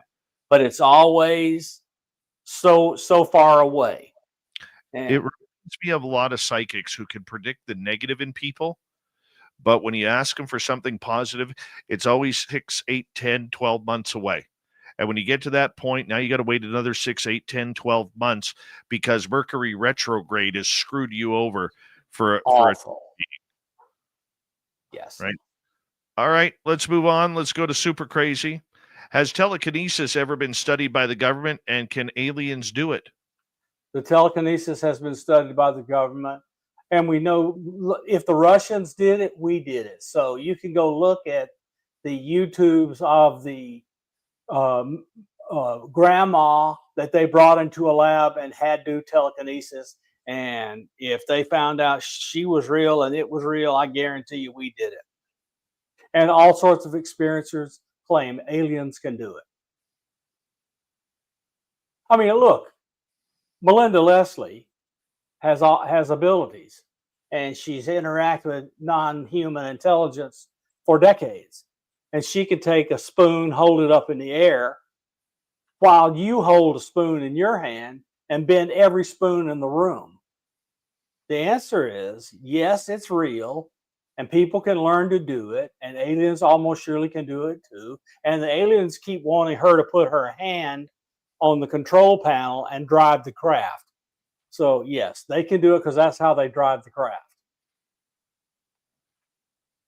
That's what also many people who say they've flown the craft have Yes, said. like Melinda. Yeah, and Grant Cameron has a great book on that about people who say the craft just went anywhere I wanted to go. If I wanted to see the rings of Saturn, it took me there. The Sky Pilot's book. Sky Pilot. If I wanted to go to the bottom of the ocean, the deepest part of the ocean, the craft took me there. You know, if I wanted to go to Taco Bell, it took me there. I want to go on that craft, by the way, if it goes to Taco Bell. That's for sure. That's for sure. Let's go back to Kim here. After a catastrophic disclosure, what should we as the community do first, second, and third? First of all, if you hear it and it sounds crazy, wait until you get some corroborating evidence. And first, second, and third, well, first, anything that impacts the health and welfare of you and your family, do it first. After that, second and third, or figure it out, because I don't know what it could be. But the stories that are being told is the conflict that's going on is a bad bunch of ETs made a deal with our government and screwed us. And the other ETs are believe strongly in freedom of choice. And they want us to choose to end the yoke so that we can ascend, learn telepathy, and fly to the stars. That's the story. When these predictions begin to come true, I will listen, but not until. Let's go to Brian. Does any special equipment exist that aids in telepathy? Not that I am aware of, but I'm not an expert. Erlam is asking, what's your thoughts on pareidolia and the drone sightings and the power of suggestion? Pareidolia is a real measurable effect. Go on Slapped Ham on YouTube, and you can see one instance of pareidolia after another, in addition to some really, really interesting things. So pareidolia is a real thing. The human mind, for the purposes of survival or whatever, is trained to take random stuff and make an image of a face out of it. So it's real. Let's continue on, Bobbert. Let's go to necessary dialogue. I still think the New Jersey drones are NHI. What do you think about that? There are several drones that are in New Jersey that I think are NHI. The ones that go dark and disappear and can't be tracked by any known thing, government radars, etc. I think those are likely NHI. But not all these drones are NHI. Some of them are clearly human. Let's go back to Brian. Is it like the movie Dead Zone where you touch someone and you get a vision? Some people it is. So my girlfriend Lala, she loves to look at people's irises and then she makes a connection. But she's also has, if she can touch stuff and hold it in her hand, she can make a connection. So it depends on the individual. What their mechanism is. I think they can too. I mean, if you actually study, you can actually tell the person's story through their eyes. The eyes, incredible story. Yeah. I mean, Lala prefers looking at someone's irises to read them. Yeah. Is that how she won you over, Science Bob? No. She was looking into your beautiful eyes? Nope. How she won me over was tell me things that my deceased mother knew and I knew, but no one else knew. That piqued my interest, and it went from there. Little Davy Walters is asking, Bob, would you compare remote viewing similar to dreams, like you've been there and remember waking? No. Dreams are, you have panoramas, views, different levels of opacity and visibility and all this other stuff. Remote viewing is you get snippets of feeling, snippets of smell, snippets of taste, snippets of image, snippets of texture. You get snippets, and it's learning how to filter those snippets out of noise, write them down quickly before you lose them, and later on, you and others take those snippets and put them together. Yeah, dreaming is more like an astral travel. Yeah. Yes. Than a telepathy. Yeah, Hank, I want to tell people the book to read about astral travel. Keep going. Pick up the next question while I look. All right, Science Bob. Let's go to Major Lee in the UK. Will we be the catalyst for human awakening and telepathy? Will we be the catalyst? I think we can train ourselves, but we won't be the catalyst because I believe the Creator has already given us the ability, and modern living and materialism have covered up our ability.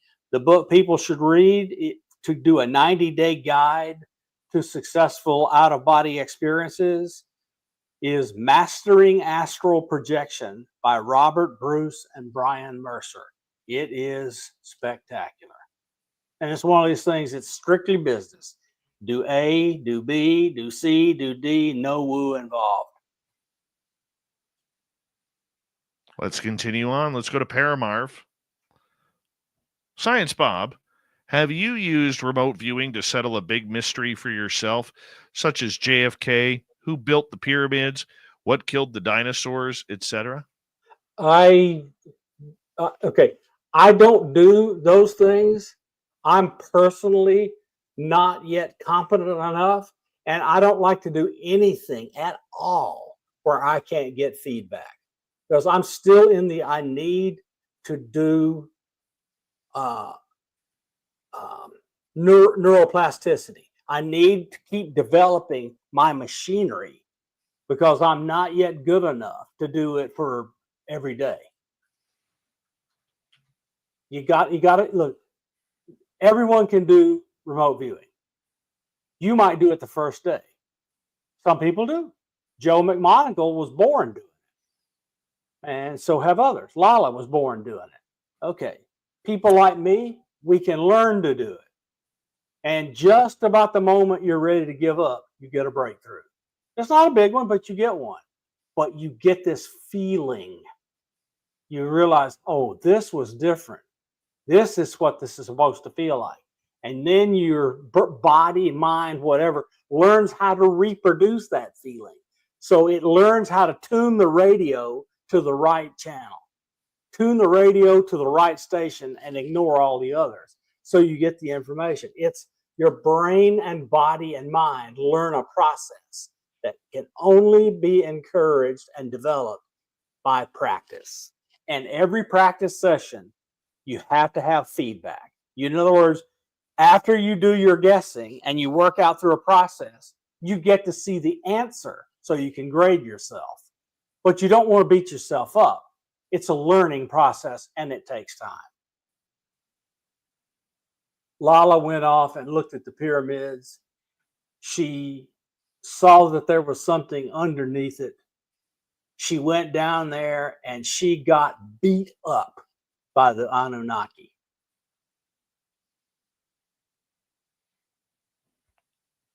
Thing is, remote viewing is actually very easy. Yeah. If you could get to that meditative state to allow your mind, body, and soul to relax, you could go anywhere.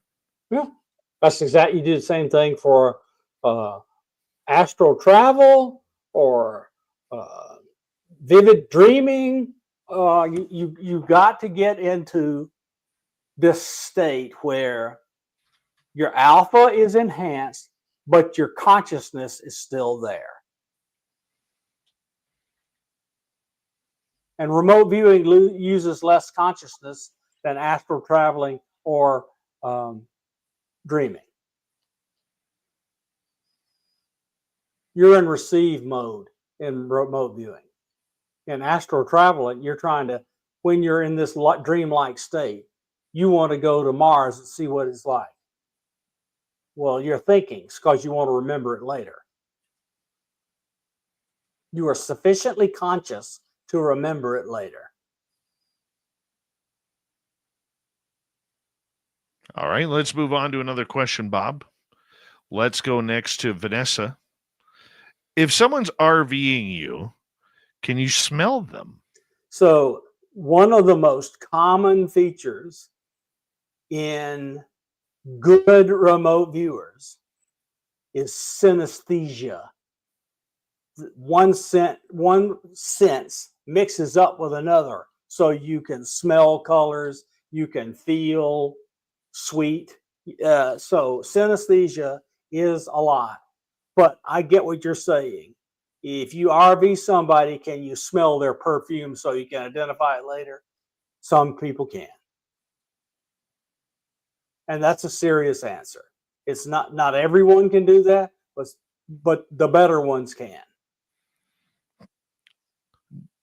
Jules is asking, necessity is a great driver for psi abusive situations, physical limitations, and trauma are all helped by psi. Do you agree or disagree? Agree. I believe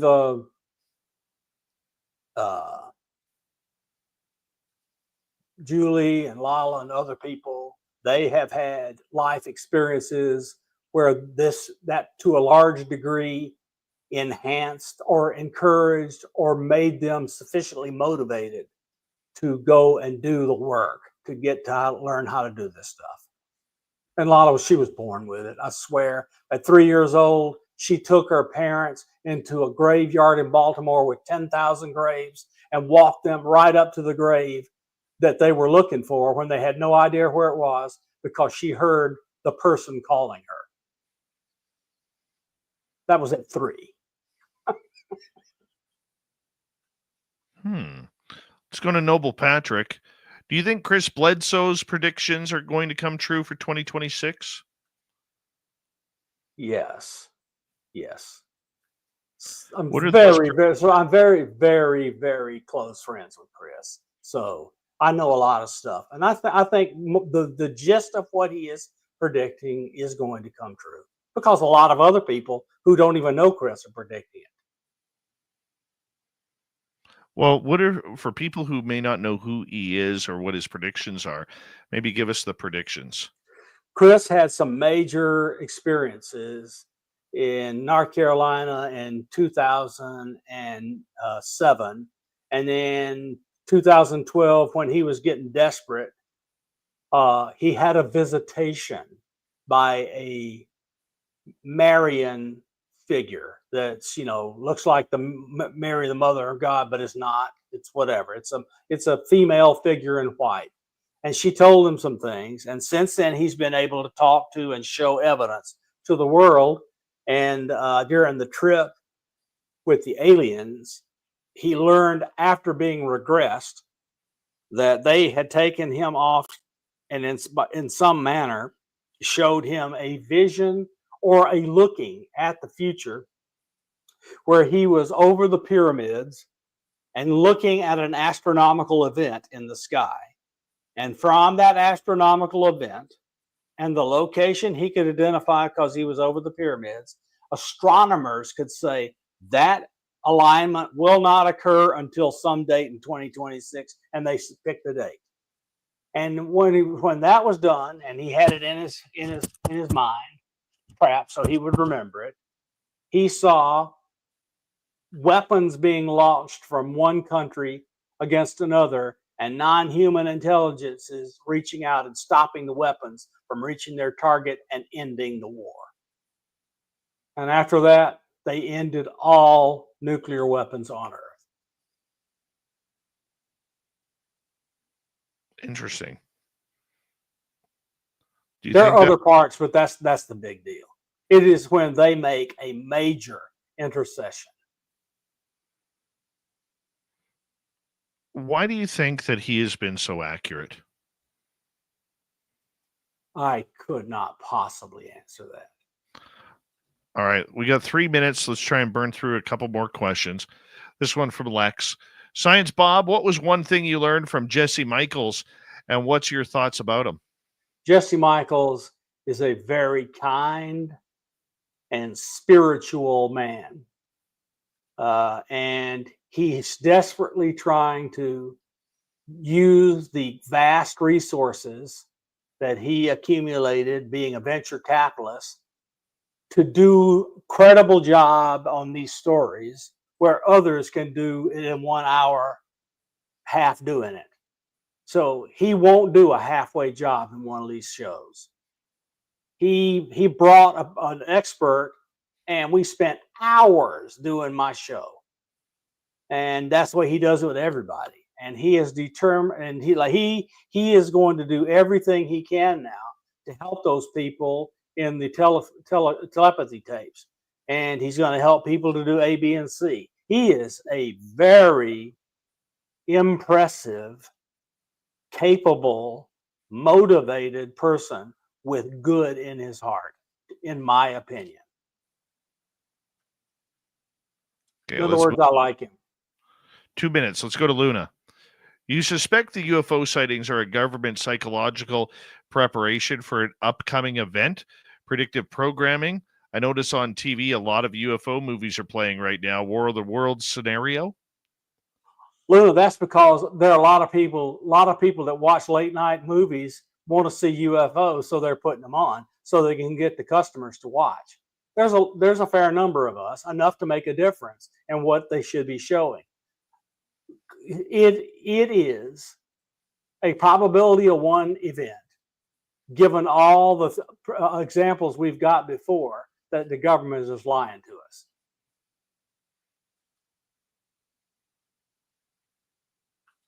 Do we got time for one more? Yeah, we do. Final question of the night, Bob, from Super Crazy.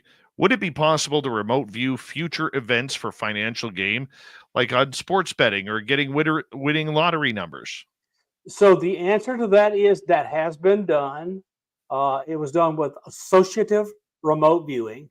So go look up associative remote viewing and playing the markets. That's been done. Now, here's what was found. They got enough of a taste, including making like $200,000, to prove that it works. But very quickly, you get diminishing returns. And I don't know the reason or have the explanation. Science Bob, it's good to have you back on Spaced Out Radio for 2025, my friend. It's good to be here, brother. 5 years and let's go. 5 years. Hard to believe. Hard to believe. And you were such a young man at that point who could barely grow a beard and mustache when we started this. And now look at you, fully bearded, fully grayed, The top, the baldness is still the same, but we'll forgive that. We'll It's forgive all that. the way into my 70s and still kicking. Love you, buddy. Thank you for coming back on, and we'll talk to you in a month from now. Coming up next, Swamp Dweller. Then Little Timmy James will be here for the UFO report, because there is no UFOs anymore, apparently. We'll be right back. You're listening to Spaced Out Radio with your host, Dave Scott.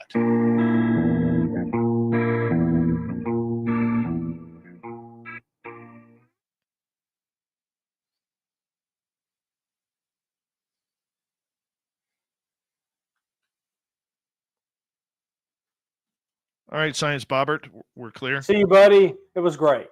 Appreciate you, bud. We'll call you soon, okay? Yep. Bye-bye. All right, take care. Dragonfly, how you doing? We'll be right back. Try and move the chair if you can.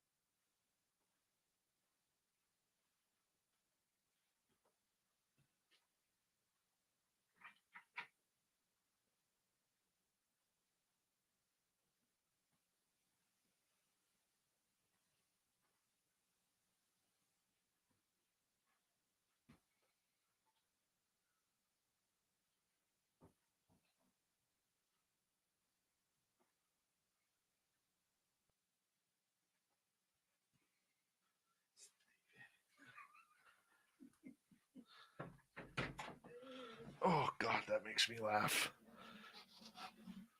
All right, we got 2 minutes here.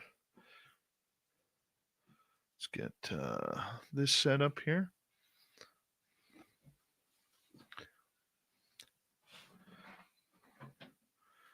Oh, there we go. You're looking.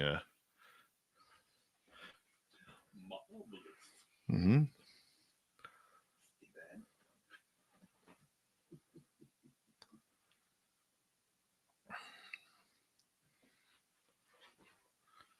Do-do-do-do-do.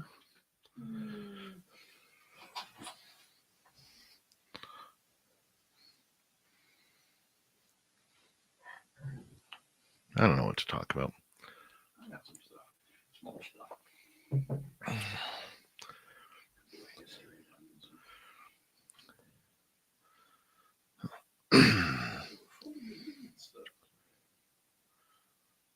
Lunico. No, I've never seen that. Do-do-do-do-do.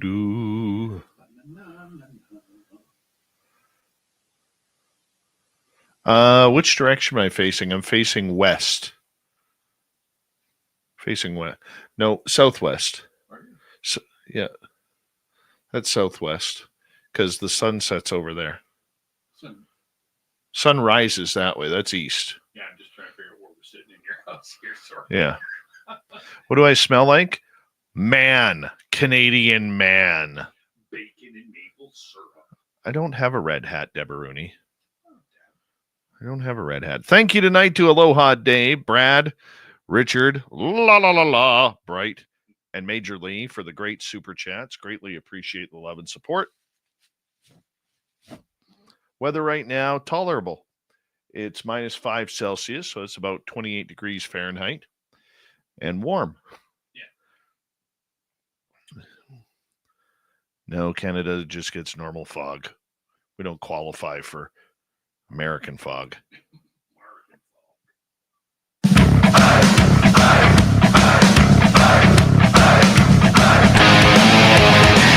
Here we go with the third and final hour of Spaced Out Radio tonight. Good to have you with us. My name is Dave Scott. We always appreciate your listening ears wherever you are on this beautiful planet, Earth. Hello to everyone listening in on our terrestrial affiliates around North America, digitally on every major podcast network, our website, spacedoutradio.com. We have a plethora of features for you. Rock out to Bumblefoot, read the news wire, check out our swag as well. Follow us on X at Spaced Out Radio, Instagram at Spaced Out Radio Show, and on Patreon in the Space Travelers Club. The Desert Clam has set the password for tonight in the SOR Space Travelers Club. Bacavoris. Bacavoris is your password. Use it wisely, Space Travelers, as the Clam sets the password each and every night right here on Spaced Out Radio. And on that note, it's time for the Swamp. Hello and welcome to Spaced Out Radio's Swamp. I'm Swamp Dweller, and tonight I'm going to take you on a mystic journey of the unknown, sharing tales of monsters, legends, and nightmares. Welcome to the Spaced Out Radio Swamp.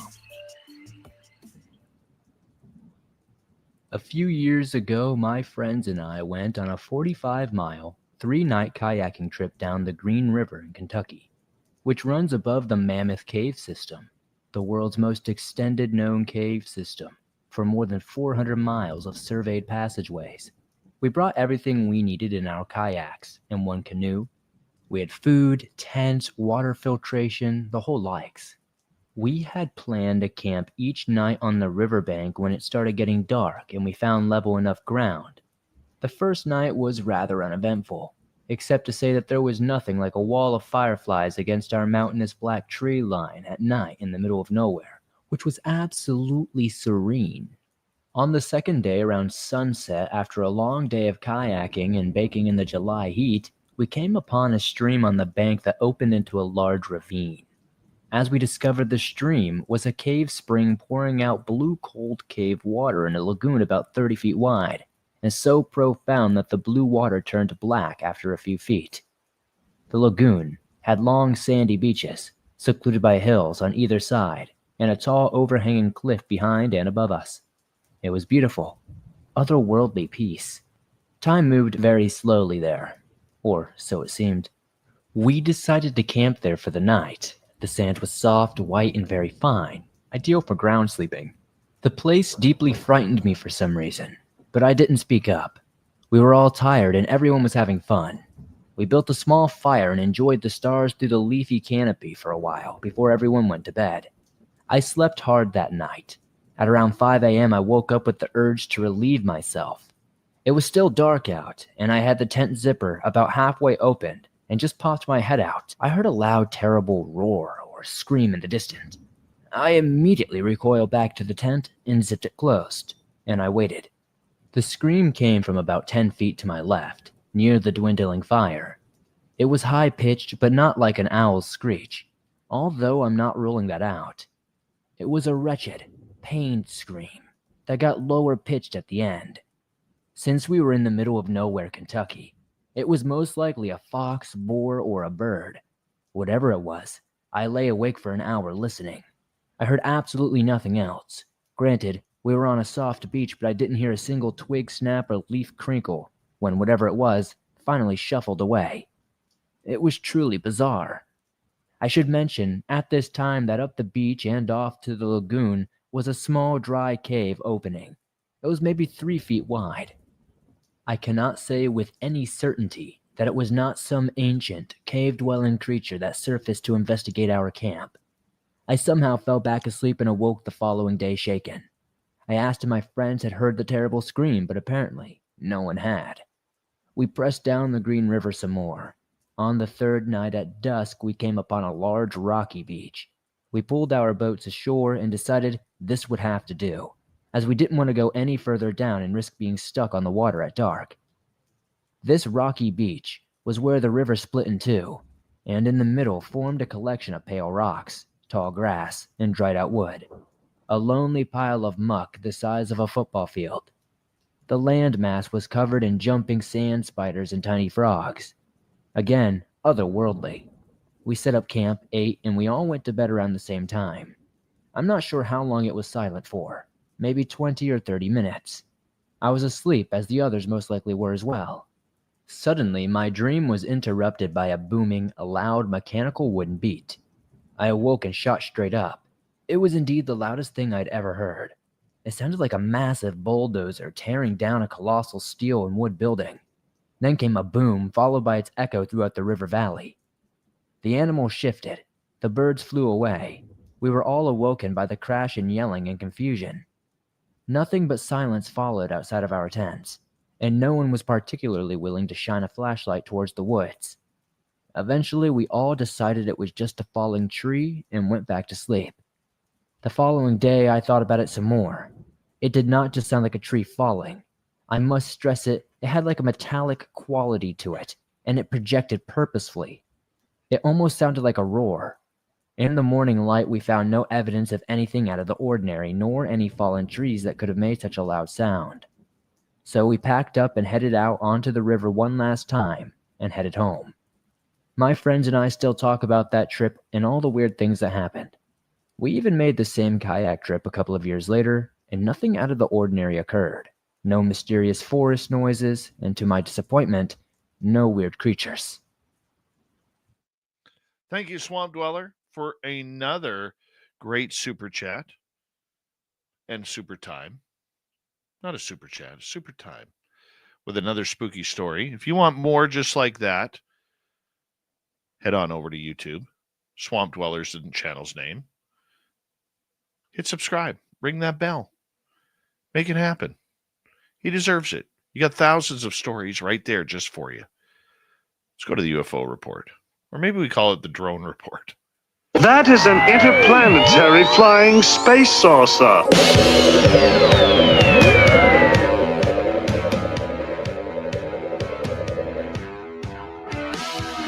You have made me very angry. Very angry indeed. Little Timmy James wearing your birthday present that I sent you. Yes. Friends Don't Let Friends UAP t-shirt. Yeah. I got mine too. I know. I was hoping we weren't going to clash this evening. No, I wore mine last night. That's right. You know, so big debate in our chat room on YouTube right now. What does Dave smell like? Now, fellow Canadian bombshell bomber, Right. she says, Dave smells like campfire, maple syrup, bacon, moose jerky, pine sap, hot sauce, and beard oil. Wow. Wow. I would say that's pretty accurate. I'm like bang on.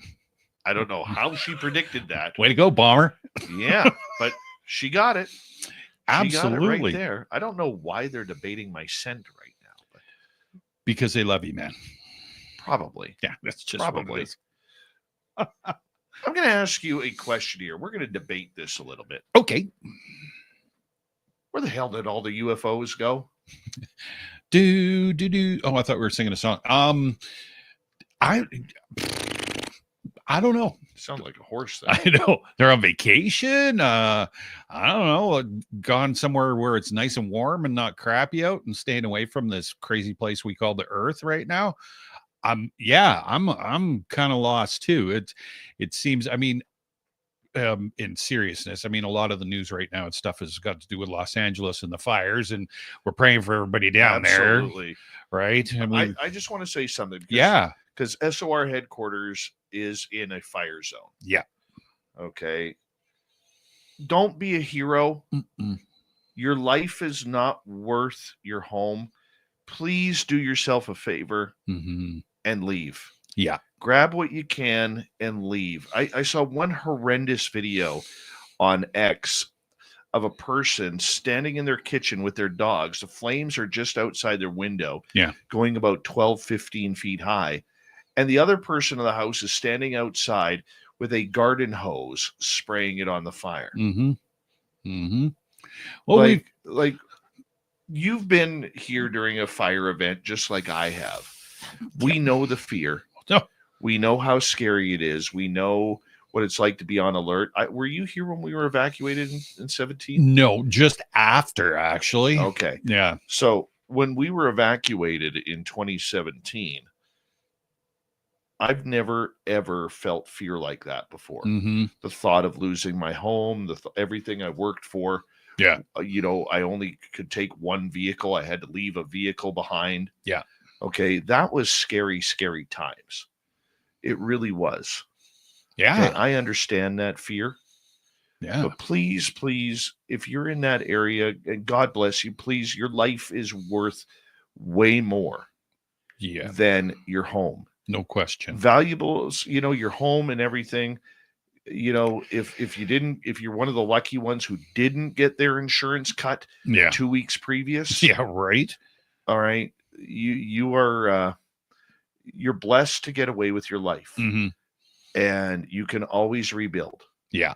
It's cliche. I mean, I know it's cliche, but that stuff can be replaced. I mean, it's I'm sure that you'll hopefully not, but I'm sure that there's memories and stuff that are lost.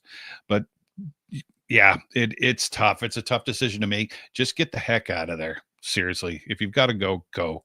Don't worry about it. It sucks, but go. Oh, 100%. Yeah. And we're saying that out of love. Absolutely. And we're saying it out of safety and experience. Yeah.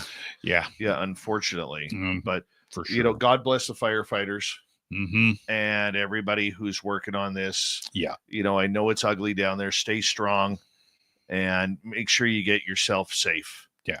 Make sure you get yourself real safe and because we'd sooner have you alive rather than having the other alternative, which isn't very good. Nope, definitely not. So in saying that, that's the top of the news right now. Understandably, not a lot of UFO stuff going on. Seems to be a smattering of just some small stuff and things going on right now, but it's been interesting. I found something. Have you ever heard of I'm sure you have, Richard Banderick? He's the CEO of Field Propulsion Technologies Incorporated. No. He's also a lead developer of the next generation propellant-less propulsion devices. So he put a little thing together, and it was quite interesting, actually. I looked him up after the fact to make sure that this wasn't some sort of clickbait or anything like that. And no, this guy's legit. So he says, 40 years ago, I was involved in a company that used to do reverse engineering. And one of the things that came out of that experience was that some of the NGOs, non-governmental organizations, that were trying to reverse engineer advanced technology reached out to us to take a look at some of the stuff they had. Ben Urich became deeply curious as the materials he encountered were definitely way more advanced than the stuff we actually have, he noted. Being pulled into classified programs where he sought to determine whether the U.S. government was utilizing these technologies. It turned out that my conclusion was the U.S. government was not, he remarked. He further elaborated on his observations, describing materials with extraordinary capabilities such as self-reconfiguration, cloaking, and the ability to disintegrate into dust when reverse engineered. The isotropic analysis of the dust left behind tells you it's extraterrestrial, or at least that it was manufactured somewhere off Earth. He also described these materials as hundreds of years more advanced than current human technology, with construction methods beyond the capabilities of even the largest aerospace corporations. He concluded that such advanced materials often serve to prevent reverse engineering, with mechanisms seemingly designed to thwart human attempts to uncover their secrets. These weren't just decades ahead of us, they were likely hundreds of years more advanced, he states, highlighting the monumental challenges and implications of these discoveries if they can be verified outside of the classified world. Found that kind of cool. And like I say, I checked him out. And yeah, he did huge website. He is 100% legit. And it was just interesting. He had said, or I guess the title of what he was talking about was, there has been reverse engineering going on. And yes, they do, these non-government organizations are actually in possession of a bunch of stuff. And I think that's to be expected. Yeah. And that is another voice to add to the list of people who claim that. Yes, for sure. The sad part about it is, great, where is it? Mm-hmm. I know, right? Where is it? Yep. You can talk all you want about it. Yep. Where is it? They can't show or tell us anything. You're right. Where is it? And it's great to tell the story. Don't get me wrong. It's great to get it out there. But yeah, you do fall back on that, don't you? It's like, somebody show us something for once, please. Well, and the sad part about it is you have somebody who is highly credible, highly in the know, but nobody's going to buy it because of the fact that it's the same stories that we've already heard. Now, for me, I look at that as another good lead. Yep. Okay. Another piece of the confirmation, in trying to stay positive with the fact of the trust me, bro scenario. Yes. And realistically, that's all it is. It's another trust me, bro situation. However, the more people are talking about this, eventually, and it's only humanity, one person is going to slip.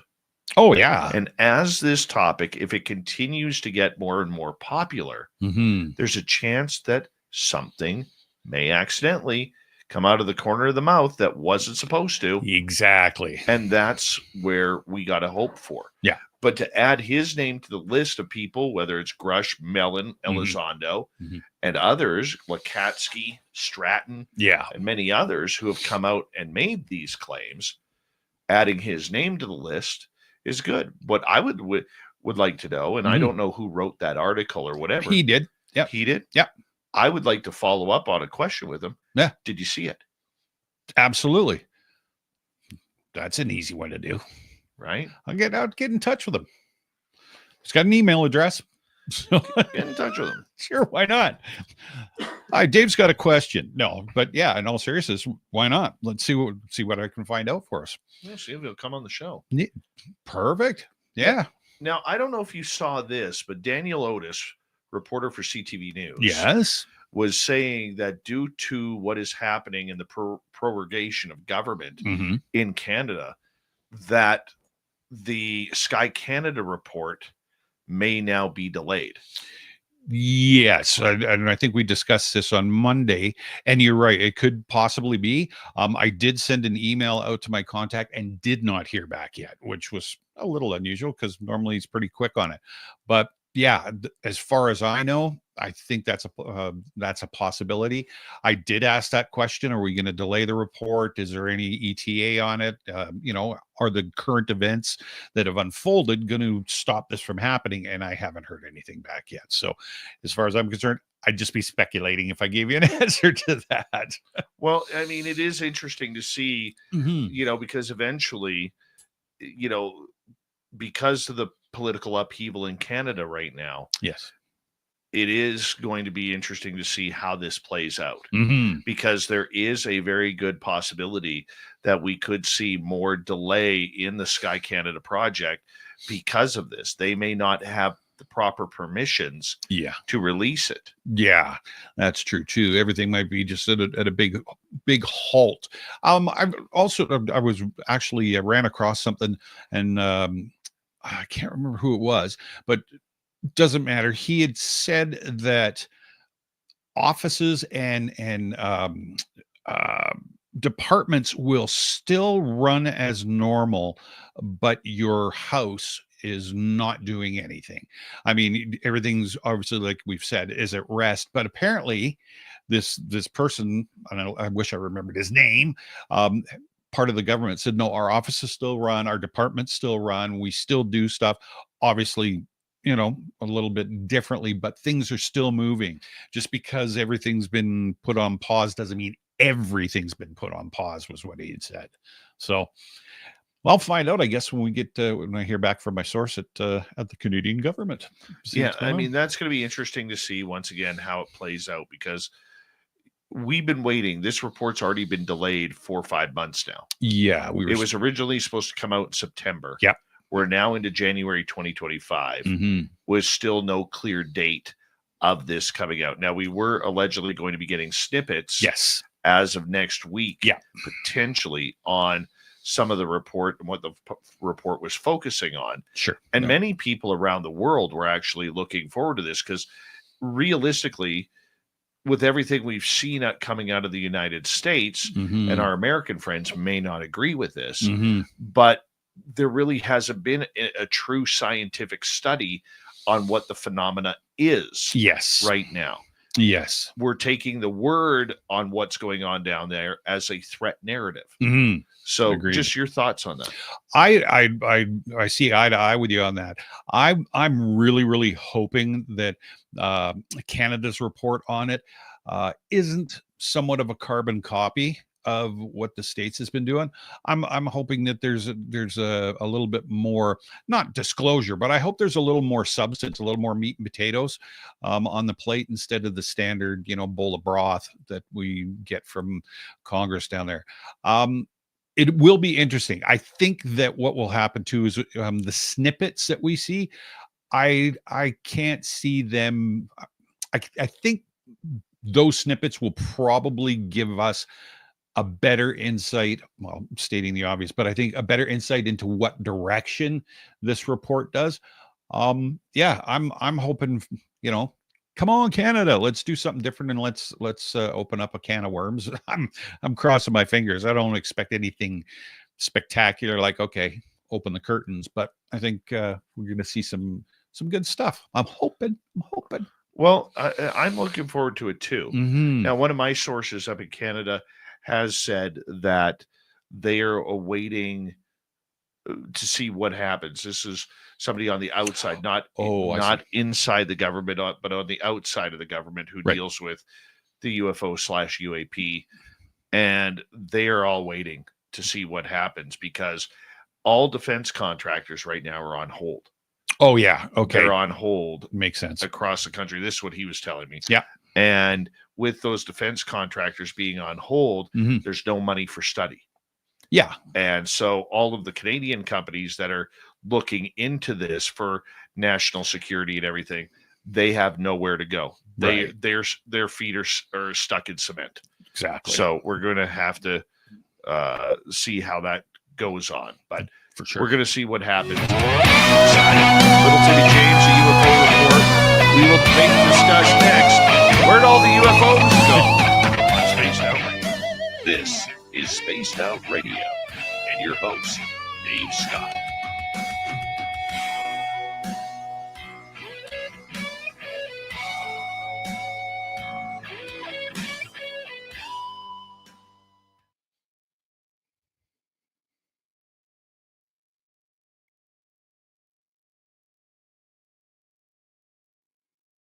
All right, we're clear.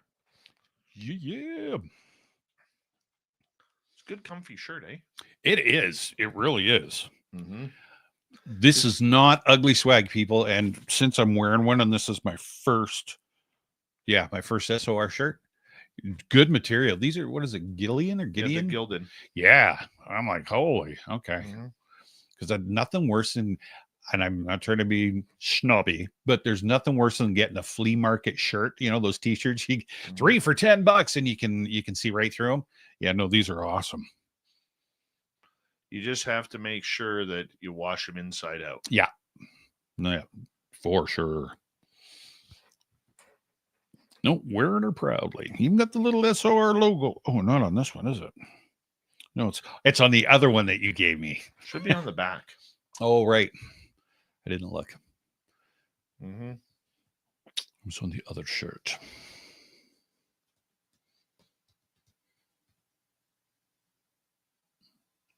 What are we at? -5. That is warm. It is warm. Mm-hmm. Stand up and what? Jules wants to see the shirt on you. Come on, show us that chest hair. Yeah, you're not. There is none. Okay. Down. Right there. Open the shirt up. There it is. Friends don't let friends, UAP. There we go. Cool. That's right. Yeah. Bam. I thought the font looks good on that. It does. I'm looking at it on the screen now. I can see it better. You can get them at spacedoutradio.com. Yeah. Yeah. Explaining this to my wife this evening. Mm-hmm. She didn't get it. Not at first. Mm-hmm. She wanted to debate UAP and UFO. I was like, don't go there. She was like, what are you talking about? I said, don't go there. Well, aren't they the same? Oh, no. Damn Lorelei, she's nothing but trouble. I know. Yeah, well, unidentified area. No, I don't have a shirt that says no ugly swag. What? I'm writing that down. Holy cow. That was hiding right in front of your face.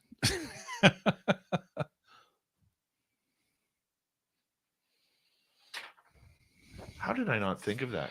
Exactly. Mm-hmm. Yeah, there are a lot of shirts. I was checking them out the other night. I was like, holy cow. We have a lot of good stuff on there. You do. Yeah, for sure. Mm-hmm. Mm-hmm.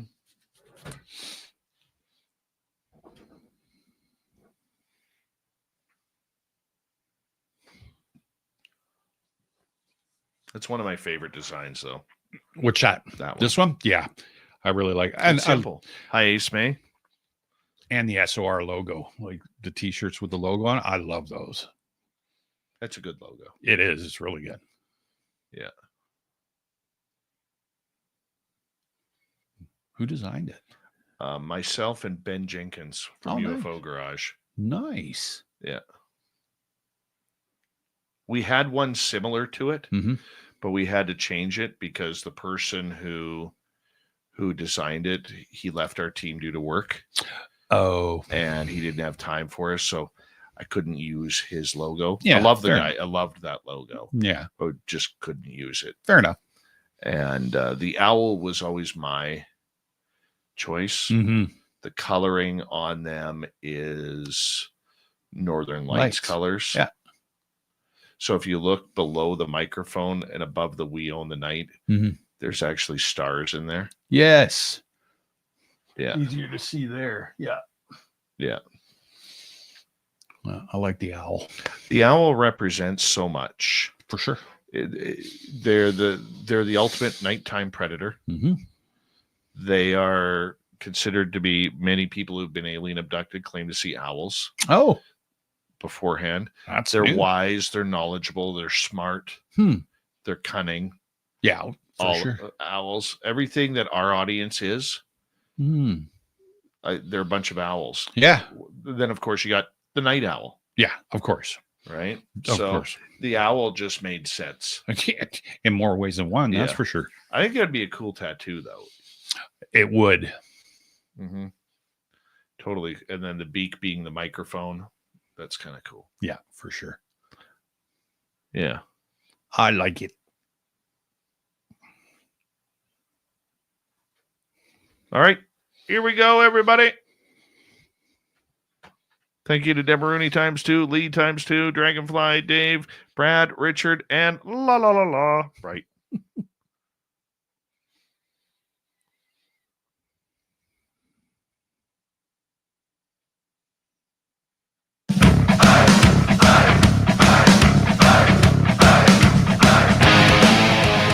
All right, let's kick off the final half hour of Spaced Out Radio tonight. My name is Dave Scott. The UFO Report with Little Timmy James continues right after this. Reminder to all of you that if you missed portion of this show or others, you can always check out our free archives on YouTube or any major podcast network. Our website, spacedoutradio.com, we have a plethora of features for you. Rock out to Bumblefoot, read the news wire, check out our swag as well. Follow us on X at Spaced Out Radio, Instagram at Spaced Out Radio Show, and on Patreon in the Space Travelers Club. Here we go. Little Timmy James, good to have you back. Thank you, sir. Perfect. Nice to have you here, my friend. Love it. All right, let's get right to it. Where'd the UFOs go? We are not sure. Yeah, I can't even explain it. I mean, everywhere you look, it's all about the drones and the orbs and everything that we've talked about and discussed for the last 2 months. But yeah, a lot of stuff, like nothing on, well, I shouldn't say nothing. I should back up a bit. There are stories, but they're all just like, hey, I saw a UFO, and they've got, you've seen the pictures on X or whatever, Facebook. And yeah, they're still there, but I think they're like that redheaded stepchild, which I was one of. They got thrown in the back seat. Yeah, I'm thinking that everybody's focused on a lot of other things. Obviously the drones and the orbs and stuff and other things going on in the world, but the UFOs seem to be taking a back seat. I think that the sightings still, but everybody seems jaded. It almost, with this influx of since November of all these drones, it just seems everybody's jaded. It's like, oh yeah, there's another flying thing that nobody knows what it is. And you see it. And I'm thinking that's what it is. I'm thinking it's just, they're there, but people, I don't know if they're losing interest. I just think well, we've seen thousands of them now. They're all over the news, and yeah, whatever. That's where I think they've gone. Nowhere. Well, you know what? It's amazing how we've completely in a month and a half, 2 months, I guess. Yeah, 2 months now. Yeah. We've changed the entire vernacular of UFOs. For sure. So in the last 7 years, we went from UFO to UAP, where friends don't let friends UAP. Yep. And now where everything is a drone. Yeah. Yep. I'm wondering if that was maybe planned. Well, and that's actually a good point. Why do you think that? I'm not sure what the distraction is all about. Let's just go there. If you're Tim's opinion, I'm not sure what they're trying to distract us from. There's 1,000 ideas out there, but me personally, I can't put my finger on it. But I'm thinking that that's what it is. It's a distraction. And from what I'm at a loss. I'm at a total loss at what it's about, what's going on. What, I don't know. I wouldn't even know where to begin trying to explain that. I'm at a loss for that. You're at a loss. Yeah, totally. I'm not at a loss. Cool. What you got? I think if we want to put our tinfoil hats on here for a second, because we got time, we could discuss Absolutely. this. If we want to put our tinfoil hats on for a second, Mhm. I think that this is something that could be part of the cover-up. They have been. Here's the thing that we know. Right. They being the alphabet agencies, the Pentagon, and everything. Since 2023, when the United States Navy said, we're not playing this game anymore. Right. They have been looking for a way to shove this back under the carpet and get people to stop talking about it, stop investigating it, stop doing everything about it. Right. Okay. Convincing people that these drones are human. Okay, Mhm. that it is human technology, that they aren't seeing UFOs in the sky. It makes perfect sense, because if you have something like what's happening in New Jersey and along the East Coast, Okay. which has hit the West Coast a little bit, and places like Colorado and others Mhm. on the interior of the U.S., it all of a sudden, makes you think that maybe this was a setup. Yeah. The problem that they have is people started looking up for the first time since the Mhm. drones started. People weren't staring at their phones looking down. Yeah. They were staring into their phones, looking up, zooming in, trying to figure out what these were. Mhm. The problem that we have is, much like UFO channels and podcasts, is we had everybody becoming an instant expert True. and photographing helicopters, photographing 737s, Yeah. photographing Cessna airplanes, and literally claiming those were UFOs / UAP, whatever you want to call them, Mhm. or drones. Yeah. Yeah. So when you have uneducated people, and that's not their fault. No. Many people had zero interest in Sure. anything in the sky. Yeah, they look up, they say, "Oh, there's a plane flying." Mhm. It's not. That's an Airbus A320 Right. going from Detroit to Seattle. Yeah. It's not a Boeing 737-800 going from New York to New Orleans. It's not that. That's a plane flying. Yeah. Oh, well, that one looks different, Mhm. right? So when we see all of that happening, Yeah. and we see the response people are getting and posting what they think is a UAP / drone, Yeah. then that's where it really has, kind of tried to kill the conversation. And now that Right. people are sick of the drones, they saw the drones start to wear down over the Christmas holiday and the Yeah. New Year's holiday. Yeah. And there aren't as many in the sky anymore. Well, now people have started looking back down. Mhm. And I think it's a classic. Okay, people are over this. It's not aliens. It's not little green men. Yeah. The invasion hasn't started. Right. And they're going back to, wondering what's happening with Celebrity. Travis Kelce and Taylor Swift. Yeah, That's exactly. more important again now, because we're heading into the football playoffs. Yeah. Now, isn't that disconcerting to you? Like, to me, just like listening to what you say, and that's a good point. But what's disconcerting to me is, like you said, people are over it. Okay, so I think we can agree, or you and I can agree, that these are man-made drones. Okay, now this is just our brains working and thinking that this is what it is. Now, what happens? People become so disinterested in it. That's what's getting me. And they look back down at their phones. They're done with looking up at the sky. Oh, they're drones or something. So what happens when actual UFOs show up? My brain, people are going to look up and go, "Oh, it's just drones. It's drones again." Mhm. Right? I don't get how you can just give up on it. Well, personally. we even have people, and Tim and I live in a community of about 2,500. Yeah. Okay.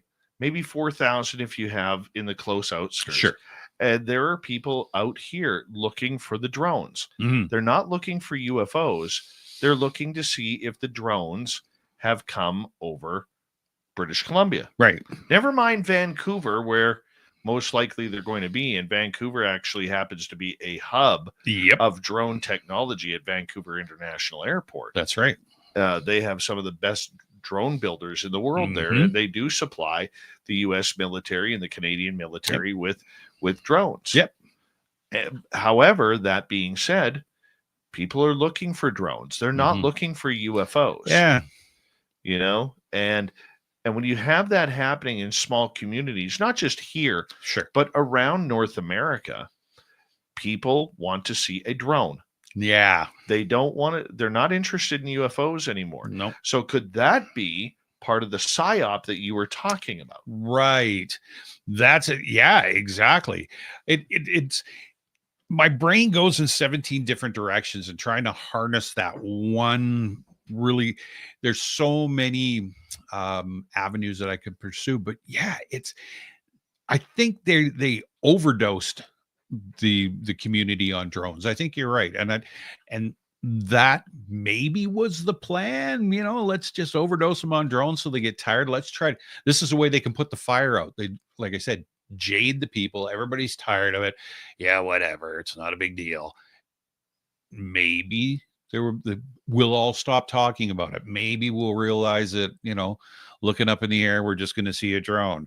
It's strange. They got a game going on and I'm still trying to figure it out. Well, I mean, the fact is we don't know. We're only summarizing here Absolutely. what it could potentially be. Yeah. And, I'm curious to find out. Mhm. I mean, because even when you go out in the sky now, you don't hear people making UFO reports. Nope. Everything is drone this, drone that. Mhm. Now, I'm not saying everything people are seeing in the sky right now is a drone. No, of course not. Okay. Look, we got some aliens out there. Heck yeah. Okay. And that's what we want. We want them aliens. We don't want these UAPs. We don't want No. this drone incursions. Mhm. So you have to use incursion with Incursion, drone because yeah. everybody does now. So Yeah. that's the new slang term. Right. Drone incursions. Mm. Right. But look, there are UFOs out there. There's UFOs out there every day. Mm-hmm. Question is, what are we seeing? Yeah. And for many of us, we even have to learn to be able to tell the difference. Right. Because these drones can fly the way a UFO does. Yeah. Oh, yeah. And I mean, and have you seen, I don't know if anybody else out there, have you seen what some of the guys that are actually making the fake drones, they take those translucent clown balloons, the long ones that they make Yes. animals, and they put those glow sticks in them, and then they tie another balloon to the top so it looks like a triangle, and they're filled with helium, and they have these glow sticks go in the air and they blink, and it looks like a complete UFO. So these are, look what we can do. So they're doing that as well, right? It's But but you also bring up a good point, is the copycat effect. right. Exactly. As long as people are interested in this topic, those copycats are going to get clicks. Mm-hmm. And clicks means money. Oh, 100%. Okay. It means a lot of money in certain cases. Yep. And if you get, like, for instance, the average video that gets, say, 1 million views on YouTube, I'm not sure about TikTok, Mhm. but on YouTube, you're pretty much putting $100,000 in your pocket. Yeah, for sure. Right. For sure. Maybe not that much, depending on how long people watch it for. Yeah. Okay, True. but you're getting an amazing amount of money Mhm. for that video. Yeah. No kidding. Quick It's not cash. It's not just a $20 bill in your pocket. No. Oh no. It's Yeah. substantial. It's substantial It's for very sure. substantial. Because here's the thing, okay, that I've learned with YouTube, and I am no expert on YouTube whatsoever, I even get though we broadcast on YouTube nightly. But here's one thing I do know, is if you have somebody who, say, has 1 million views, Mhm.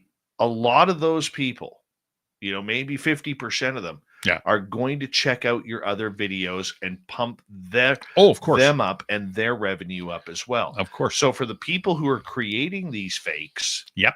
they are now cashing in on it. Yep. Right. And now that everybody becomes an expert. Yeah, true. Right. Even though these guys are sitting there rolling in the cash. Yep. You know, but there's nothing you can do about it. No, for sure. And that's all, like you say, that's all it takes. I know guys that are in a completely different genre than what we're talking about that are huge YouTube guys in, like I say, a different genre, and 1.5 million subscribers, 2 million subscribers. And yeah, all they have to do is put out something that'll make everybody, and they just get more viewers, and they'll click that the fast reel or whatever it is, bam. And then they're, next thing they know, all their historical videos are just bombing up through the roof, and they're making money like crazy. Yeah. Because once you get the momentum, yeah, you could keep it going. Yes, for and sure. It's going to affect every other video on your platform. Yeah. Like, could you imagine? We got almost 1,600 videos on Spaced Out Radio on YouTube. Yeah. You imagine if one of our videos hit like that, it would take off. Oh, and then effective immediately. Landslide. You know, for sure. That's Mel WD-40 lube right there. Definitely. By the way, you can get your alien lube t-shirts on our website, spacedoutradio.com. Right. That's right. Absolutely. We got the lube t-shirts right there. Yes, sir. So you want to go back in history? Let's do it. We got 6 minutes. Perfect. That's perfect. So 1976, January, 11:15 p.m., Mona Stafford and two friends, Louise Smith and Elaine Thompson, are driving southwest on Highway 78 between Stanford and Hustonville, Kentucky, when they see an intense red glow in the east. It grows larger, then descends rapidly to the right of the car at treetop level. As it hovers, they can see a disc shape with round windows and with rotating, blinking red lights around each of them. Yellow lights stretch below these, and a luminous blue dome is on top of the object. The UFO moves closer, flips on its side, and shines 3 beams of bluish white light on the road and another into their vehicle. Smith, apparently dazed, gets out of her car, but Stafford pulls her back in. There's a dead silence. Their skin tingles, and they start getting severe headaches. They find the car has started back up on its own and is moving at 85 miles an hour with no help from Smith. Stafford feels as if it is being pulled. Moments later, they find themselves 8 miles away, just outside Hustonville. When they get home to Smith's trailer in Liberty, Kentucky, about 1:25 a.m., they find they are missing about an hour and a half of time. All 3 of them experience odd physical and psychological symptoms. The women are hypnotized by ufologist Leo Sprinkle, who finds that they have generally compatible memories of an abduction event. Over time, their memories of missing time period grow more elaborate, but their story contains elements and images echoed in other accounts before and since. Oh, I love stories like that. Yep. There's that missing time again. Yep. There's that missing time. Definitely. And I don't know if I've ever had missing time. I know I've had time skip on me. But I've never had missing time that I know of. Right. I really don't know how I would react to that. No, I think I agree. I think we've all experienced that where you zone out and you go, holy crap. You know, I get that. I don't know if that has any correlation with anything that extraterrestrial or anything like that. But yeah, I don't know. To be sitting in your front room, just say watching TV or walking in the park, and then realize that you've lost an hour and a half somewhere and you felt like you just got there. I don't know. Well, I mean, I've had that driving where all of a sudden you're driving totally, and your mind just goes into a different direction. And the next thing you know, you're like 62 miles down the road. Yeah, done that. Or 86 kilometers, whatever you want to call it. Right. But the real missing time You know, like, I don't know if I've ever told you my time skip story. No. Okay. You know, we're in Vancouver, if you're going on West 12th. Okay. And you come to the old Biltmore Hotel. There's that big intersection there. Once going towards Vancouver and once coming back from Vancouver about 4 months later, I'm sitting at a red light. Yeah. Both directions, just to save some time. Yeah. Both directions. I'm sitting in a red light. I watch the light grow green. Mm-hmm. I put my vehicle, take my foot off the brake, Yeah. start going through the intersection. The light is red. Totally changed on me. Twice that happened to me. Weird. At that same intersection. Hmm. And this is way before I was even in. Yeah. This is probably like 2004, 2005. That's weird. Yeah. That same Ooh. intersection, because that ugly hotel. Yeah, I know. God, that's an ugly hotel. Right? The old Biltmore. But I've never had that missing time, and I don't know how I'd react to it. Like when we go out in the bush. Yeah. And all of a sudden we get that feeling that even though we're exiting. Yeah. In our vehicles, it feels like something is following us. Yep. Yep. What's one of the first things I told you about? Always watch the time. Exactly. Because it's going to happen. Yes. I swear it's going to happen. And maybe it'll happen on this journey that you're going to accompany me on. 100%. For Flight 21. I don't know if it'll happen there. Yeah. But it would not surprise me if it did. No, for sure. Yeah, well, we'll definitely be doing that. I'll have my atomic watch on. Well, I mean, here's the thing. Hopefully we'll have enough camera equipment. Oh, yeah. To actually, if that did happen, maybe pick it up. Okay. We're going to have to like hide one way in the back. Yep. You know, so them aliens don't see it. Yeah, I think we'll have enough gear to take pictures and video and all that stuff. Yeah, that'd be interesting. That'd be interesting. How much time have we got there? Sorry, Dave. We got about 40 seconds. Oh, okay. Not a problem. We'll talk about it. It was just Geraldine mentioned something last night about that area being a portal. I never thought of that. Yeah. It's it is pretty amazing. Mm-hmm. And I think there is something. You know what's really tripping me out since we started talking about it was the birds. Exactly. Why do the birds not? They fly there. Yep. But they don't make sound. Nothing does. I don't get that. Mm-mm. I don't get that. You'll hear the birds like 200, 300 yards away. Yep. But in that area, you do not hear the birds. No, it's deafening quiet. It's almost like they're just paying respect to the area. Could be. Yeah. I don't know. I really don't know. But that's part of our mission. It is. We're going to have to start writing that stuff down very soon. I think it's a good idea. All right. Little Timmy James, thank you, buddy, for coming on SOR again. We'll talk to you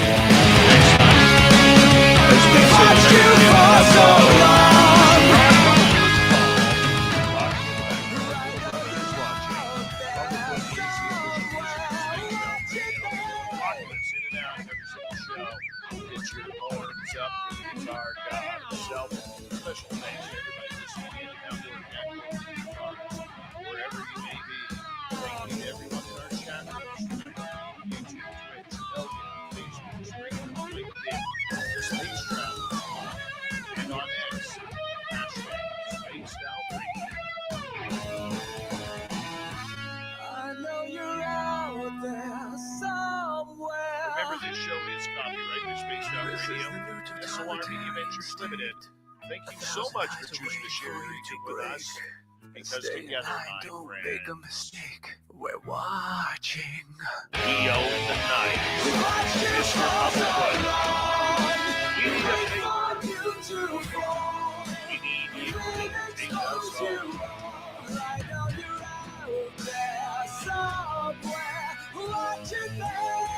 Yes, the Woo train has docked for the night. But soon, my friends, we shall ride again. Seats are always limited. Your tickets never expire. And if you want to bring a friend, we've got room for them too. Good night, everybody.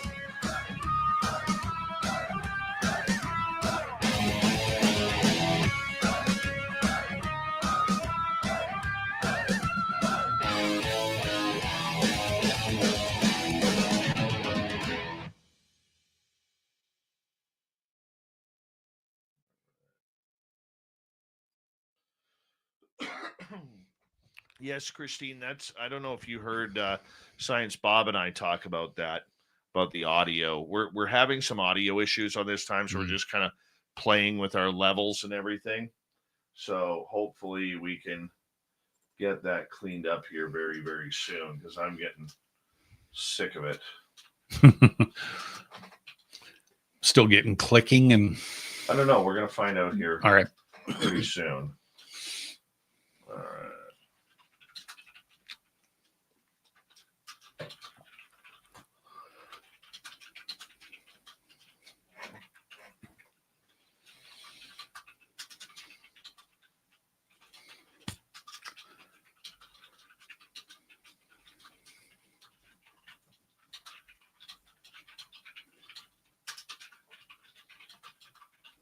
I hate having to do this now.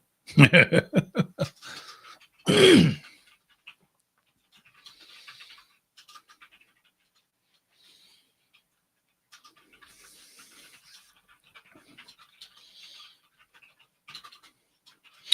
that was pretty interesting. When I don't, it's funny. It's like with the T-shirt, right? Things you don't think of that are so simple. And then when Geraldine, when I heard her say that last night about that area being a portal, I was like, well, yeah, of course, that makes total sense. Like, yeah, should have thought of that myself. But yeah, no, I was like, yeah, that makes perfect sense, right? Yeah. I had a dream about that place last night too. Why? Don't know. Have no idea. We were up top. I guess to come up the hill there and then to the left of the crash, not to the right. Yep. Right. Left of the crash where those big, huge cedars are.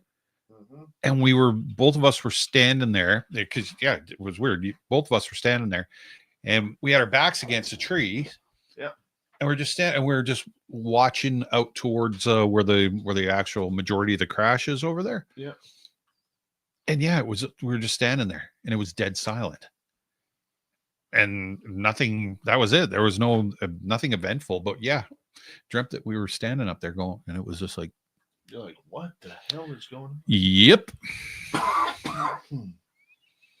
That sucks. Mm-hmm. Yeah. I'm surprised you're dreaming about it now. Weird.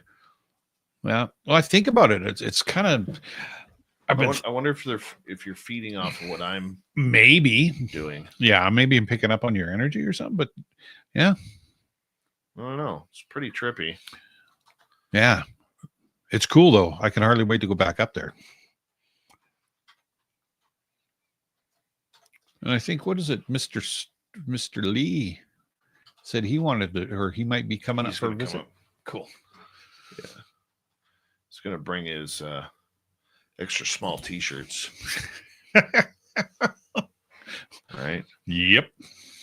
Because that's what he does. Mm-hmm. Does that extra small stuff. Yes. Sends us pictures of, yeah. Pictures of extra small this, extra small that. I'm eating a sandwich. There was a creepy video of Lee that came. I wasn't going to say anything, but yeah, we can do it. I'll say it. Okay, go ahead. There was a creepy video of Lee. I'm going through my Facebook reels here one day, and all of a sudden there's a creepy video of Lee sitting in a hot tub with the jets on his back, and literally it looks like he's farting. It does, with the bubbles going up behind his back and his head, and he's just got this shit-eating grin on him, right? Oh yeah, I'm trying to find it. Oh man. It's like, what are you doing, dude? Oh man, it's in here somewhere. There it is. Yeah. So we can hang on a sec. I just want to make sure that I can hear up to the screen properly. Oh, there it is. Yeah, that looks good. That looks good. That just cracks me up. Too hot in a hot tub. Oh man. Oh, that's what we deal with. Yep. That's our Lee right there. Yeah, he's professional. Yep. Totally professional. I'm in the hot tub. Oh my God. He makes me laugh. Yes, Vanessa, that is Lee. Without a baseball hat, actually. I know. That's the shocking part about it. Yes. Well, I actually remembered to put January 25. Oh, good deal. Yeah. Look at that. I forgot to. I suck at that. Every year I do it. Yeah. Yeah. Mhm. Had my lead driver hand in a bunch of paperwork January 31st, 2025. I was like, holy crap, dude, where'd you go? What do you mean? I'm like, yeah, you're way ahead. You're like, come on, man. Like, what you doing? What you doing, dude? What you doing? Oh my God. Like that. That's good stuff. Good stuff. Oh, so the Saturday Night Live. Oh, I see. Boop, boop, boop, boop, boop, boop. Oh, that video is freaking beautiful. It is. It is. Okay, levels are good. Hold on, I gotta just listen to this. Mm-hmm. Levels are good. Yeah, exactly. Not only did I see one, a friend of mine saw one last night over her freaking neighborhood. Oh, I saw that on X Bob today. was a little hot. I ended up turning Bob Oh, you did? down. Machinery that's tapping into this. And you can always rebuild. Yeah, it's cliche. I mean, I know it's cliche, but you know that stuff can be replaced. I mean, it's. Now I'm sure I wanna that you'll play something for you. So this is what hopefully. you're not hearing because you're saying I'm talking over. You can barely hear me over the music. Mm-hmm. So if you guys listen to this, and I am your host Dave Scott, sitting in the captain's chair of SOR headquarters. We welcome you to tonight's show on our terrestrial affiliates around North America. Yeah. So it's just Force or StreamYard. Nate. It's To them, It's stuff 100%. that they Send wanted me to It's nothing to do with our audio or audio issues or anything like that. We can't do anything about it by using StreamYard. Mm-hmm. You know, it would be nice to see if we could. It would be nice to see if we could find a different host. Yeah. Where that doesn't happen. Yeah. I know Rob's looking into that right now. So we're going to see where it goes. Yeah. You know?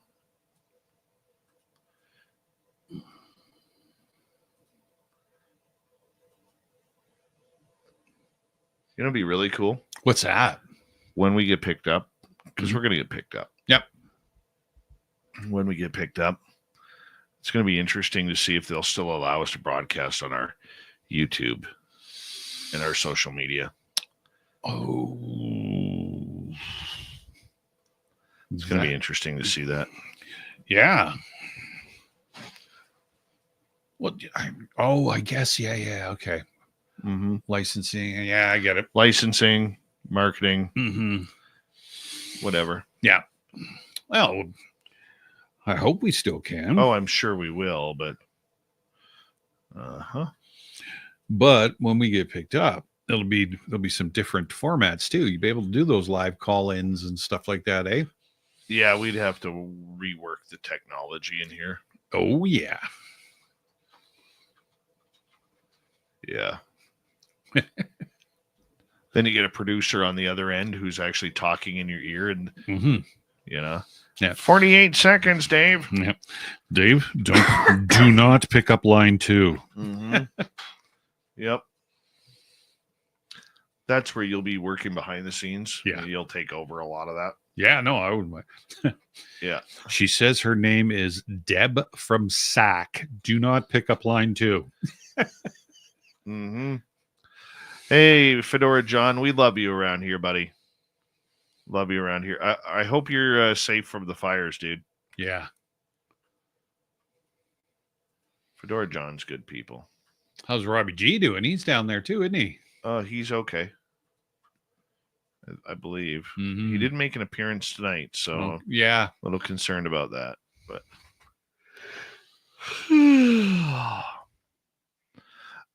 Jimmy has his studio is probably worth about 50 grand more than mine.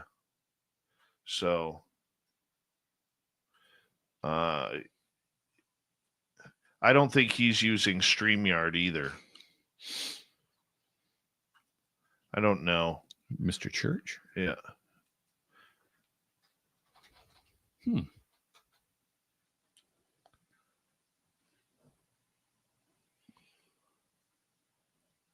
wonder.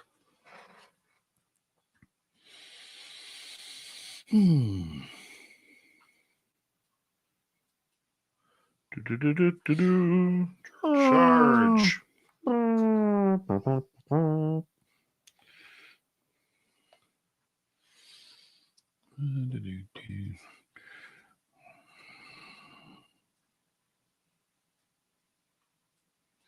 Jimmy Church.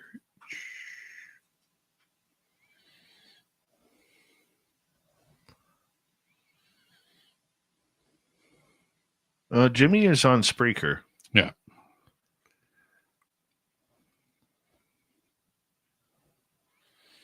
Read it to him, yeah. Let me find out. At least I know he used to be. Mm-hmm. Yeah, fade to black. Yeah. Ancient civilizations. Cool.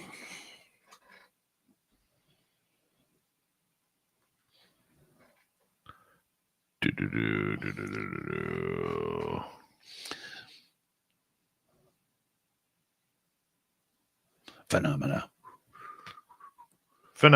Dun, dun, dun, dun. Phenomena. I think the best version of that, I don't know if you're a football fan or not, but when they did, remember Troy Polamalu who played for Pittsburgh? Yeah. So they had the guy, the Muppet, Polamalu. Oh, It's yeah. Polamalu. Yes. Polamalu.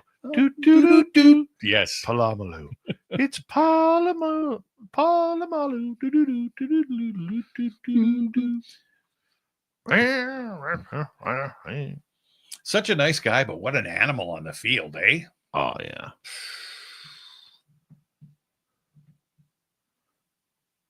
yeah. Dave and Tim James, how did we meet? Plenty of fish. Plenty of fish, yeah. Twitter. Pornhub. No. Yeah, we were at a Pornhub convention with Deb from SAC. Yeah, that's right. Who was introducing us to all of her highly weird friends. How did we meet? I was sitting waiting. I'd volunteered to help out at the museum, our local museum, and then I offered to help out at the on the ghost tour. And so we got a phone call from I guess the chairperson of the committee and said, "Yeah, come on down tomorrow. It's the first night of the ghost tour, and yeah, you can go out with these guys and you can volunteer and blah blah." Okay. So we were sitting in the kitchen, my wife and I, and Dave and his wife walked in, and Dave was like, "Who the fuck are these guys?" That's exactly what I said. That's not even a lie. Yeah. And then, yeah, it was like, "Hey, we're the new guys and we're here to help you." And Dave's like, "Well, nobody told me anything." So it was like, "Yeah, all right." So I said, "Come with me." Yeah, that's it. Exactly what I said. Come with me. Yeah. And we just kind of had a blast. Yeah, we did. And I would say our friendship like hit it off right there. Pretty damn quick. Like, yeah. After the "who the fuck are you" comment, you know, and you know, honestly, Tim is the type of guy where he's like Terry Hall. It's like I've known you my entire life. Yeah, I know, right? We do. And you're not sick of me yet. No, oh no, we're good. You know, so that's kind of impressive that you're not sick of me yet. Yeah. Yeah, no, it is. It's like we've known each other for a long time. It totally feels like, yeah.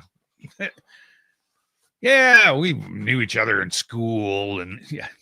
Well, you're like 14, maybe 24 years older than me, so Yeah, that's right. you know.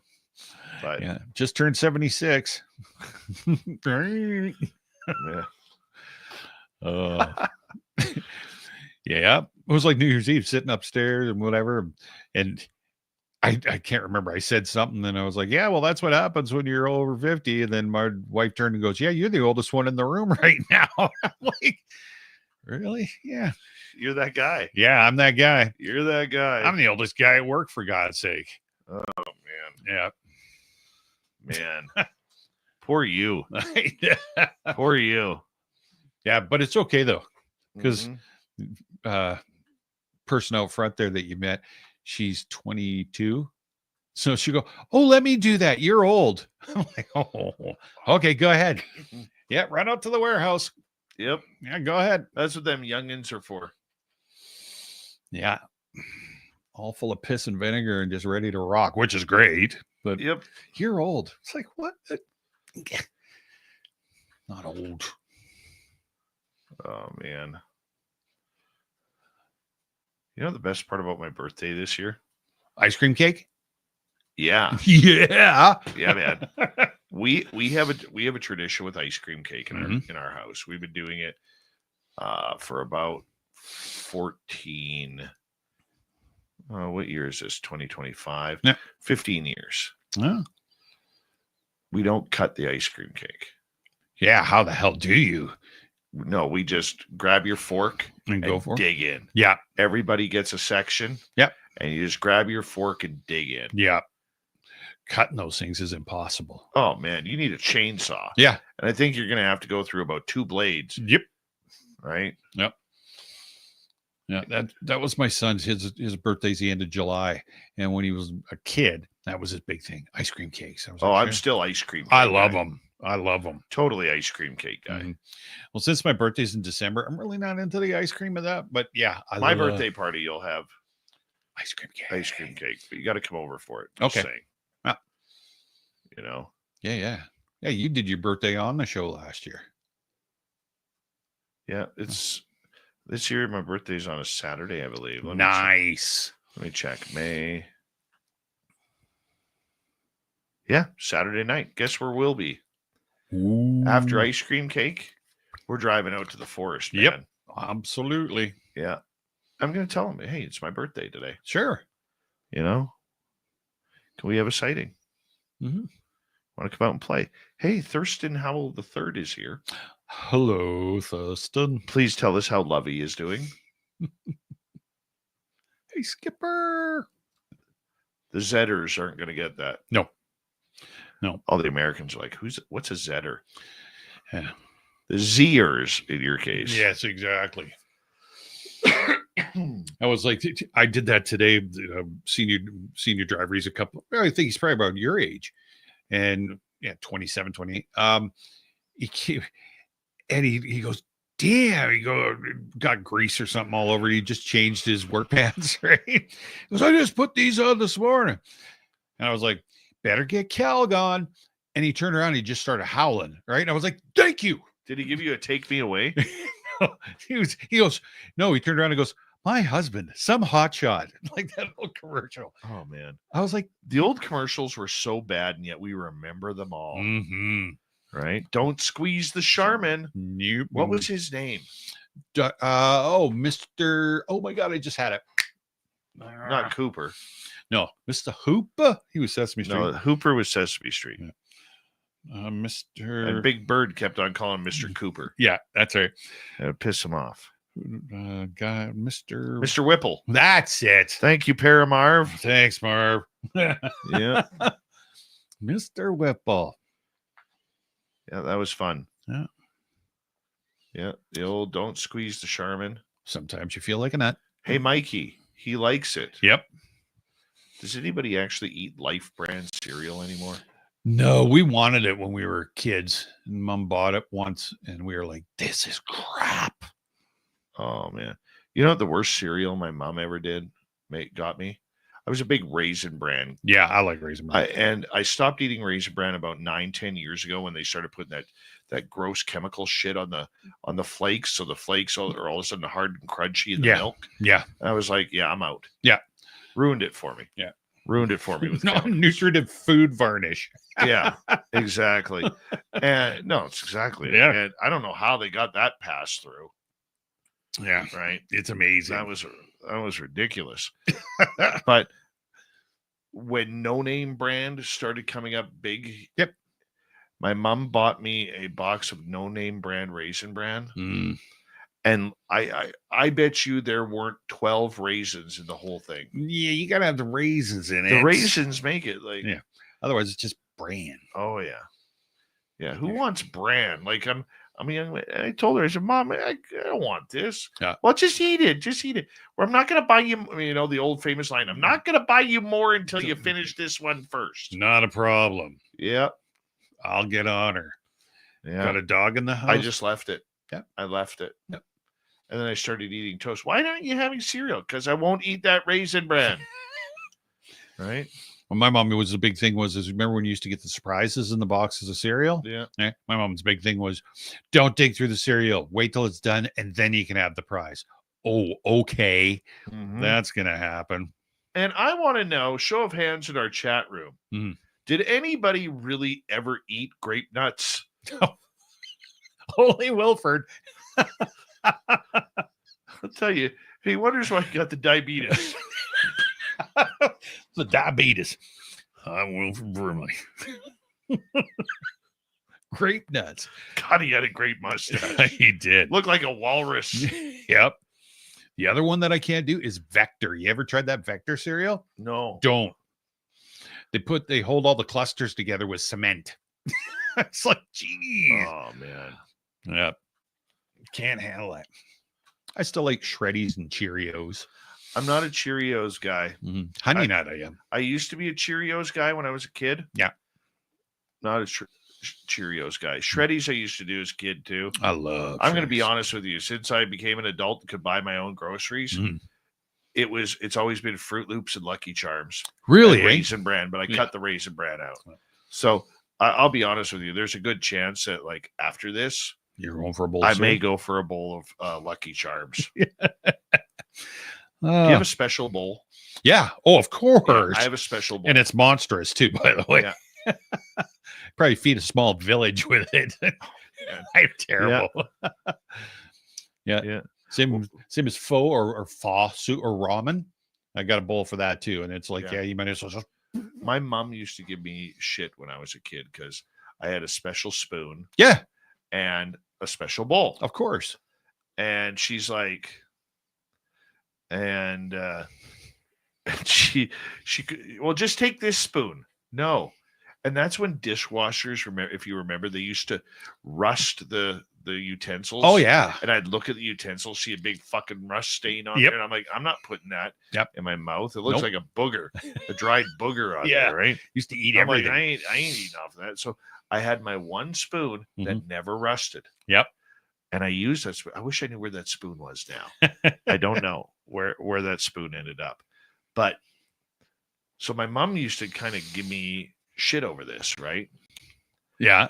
No, never took the Lucky Charms out and eat them first because that would ruin this cereal. Because the actual cereal part is terrible. Yeah, it really is. Yeah. So thank you, Deb, for the great hat trick super chat there. But so one day, my grandfather, my mom's dad, she goes over there and he sees him washing a dish and a spoon before he goes and eats out of it. Mm-hmm. And she's like, well, why don't you just grab it from the counter? No, this is my eating spoon and bowl. Absolutely. Right. And my mom was like, you're not going to believe this. Your grandpa does that too. I'm like, told you. Yeah. I'm not the only weird one, Mom. Nope. Right. No, absolutely. No, got my special. Yeah. Take that, Phil. Literally take that, Phil. So I just lost time there because I was talking so much. Yeah. That I forgot to transfer. Oh, shit. It's been sitting there waiting for me to hit transfer. Hello, Dave. Yeah, I know. It's weird. But yeah, grape nuts. I don't know anybody who ever ate grape nuts. No, I don't either. Yeah. I remember when we used to travel to the States. I was just thinking that. And then you get into the Count Chocula. Yeah, the stuff that you couldn't get up here. And the Boo Berries. Yes. Oh, yeah. Captain Crunch. Yeah. Captain Crunch. Well, they eventually brought Captain Crunch up here. Yeah. Yeah, but you could get Tricks down there. Tricks. Yeah, all Yeah. that stuff. Well, Lucky Charms. You couldn't get them up here. All that. Yeah, you go to the States and they had way bigger selection. I'm going to be honest, though. I do miss the big bags of puffed wheat. Oh, yeah. Where you have to lay on the bowl when you pour the milk in so it doesn't overflow. You keep it everything. Oh, man. Yeah. You pack that with brown sugar. Oh, yeah. That was good stuff right there, man. What's like, what was it, muffets or what are they, shredded wheat or whatever they were? They're round. And I know my dad used to have them all the time. And you could add hot water to them. And I was like, ew. Or Dad would go, oh, yeah, it's really good for you. And it's like, yeah, shredded wheat in hot water. I'm good. No. Four monstrous tablespoons of sugar in there when nobody's looking. God. Yeah. Or mom would try to pass over powdered milk for real milk. Yeah, no, never happened there. Yeah, no. No. A couple times my mom forgot to get milk. Yeah. So I would like have to use water in the morning. It's not the same. Water and Raisin Bran, water, sugar, and Raisin Bran. Yeah. You know.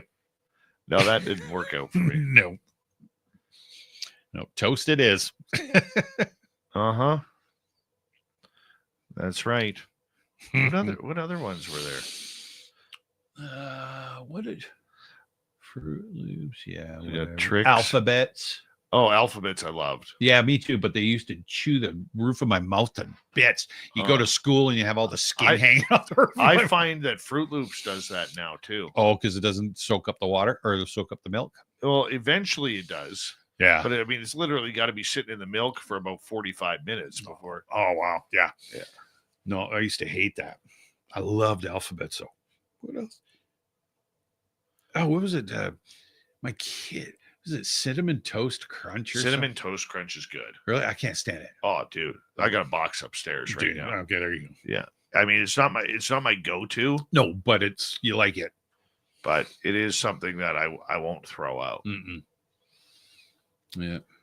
Okay, one more topic before we shut it down. I got this. You know how I showed you my bottle of alien tequila? Yes. And I'm struggling opening that. Yeah, I don't blame you. Okay, struggling.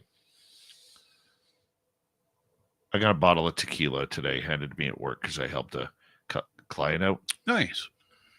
And I didn't charge them for it. I did it for free. Sure. So they brought me a bottle of tequila, and it's a really nice bottle. Mm-hmm. I don't know what it's called because I couldn't read I don't speak Spanish. Yeah, okay, fair enough. So, but it's got a really cool logo. Oh. Like skeletons on it, like partying. Oh, yes. Oh, I've seen it. What's it? Oh, yeah. Okay. Sorry. Anyway, I don't know if I'm going to open that. No. It's a nice bottle. Mm-hmm. I know that sounds weird because it's about what's in the bottle. Yeah. Does anybody else have that? Yeah. Do you have that? Skull. I've got the Skull vodka, Dan Aykroyd or whatever. Yeah. I've got one of them when they first came out. I've got one still that I have not opened because it was just like, that's just way too cool. Now you can get it everywhere, right? But still, I'm not open. Wow, that was fast. Boy, my uploading went real fast today compared to last night. I was in here till like 1:15 last night. I saw, you posted something super late last night too. Yeah. Like, Dave, you're supposed to be in bed. Oh, I know. I know. But yeah, I always wonder about that. Mm-hmm. You know? Yeah. Well, some are so cool. You just don't want to break crack the seal on them. No, I worry about that. Mm-hmm. I do. I worry about that. And I often wonder what I should be doing. Leaving it alone. Right? Do whatever you want. I don't know. I don't know. I'm so conflicted. I'm totally conflicted. I'm totally conflicted about it. Yeah. You know, so what do you do? Whatever Do you you, want. do you just crack open the bottle? Something to ponder. I don't know. I don't know. Anyways, we're going to call it the night here on the Mighty SOR. For little Timmy James, I'm Dave Scott. You can say I'm Timmy James. I'm Timmy James. That's Yeah. Dave Scott. Thank you. You're welcome. Hey, buddy. How you doing? Thank you tonight to Deborah Rooney with a hat trick, Richard, Brad, la la la la, right? Major Lee ×2, Dragonfly, and Aloha Dave for the super chats. Tomorrow night on the show. Oh, that's May. I'm not in May yet. Yeah. Remote viewer Paul H. Smith. Oh. We're getting into remote viewing on UFOs and all sorts of cool stuff. It's going to be a great show. I hope you attend because I like it when you're here. I do. If you're new here, don't forget to hit subscribe, ring that bell. We appreciate each and every one of you. And do us a favor, people. Give us a share. Tell your friends. Come hang out too because we're like fun. Way fun. Way fun. Good night, everybody.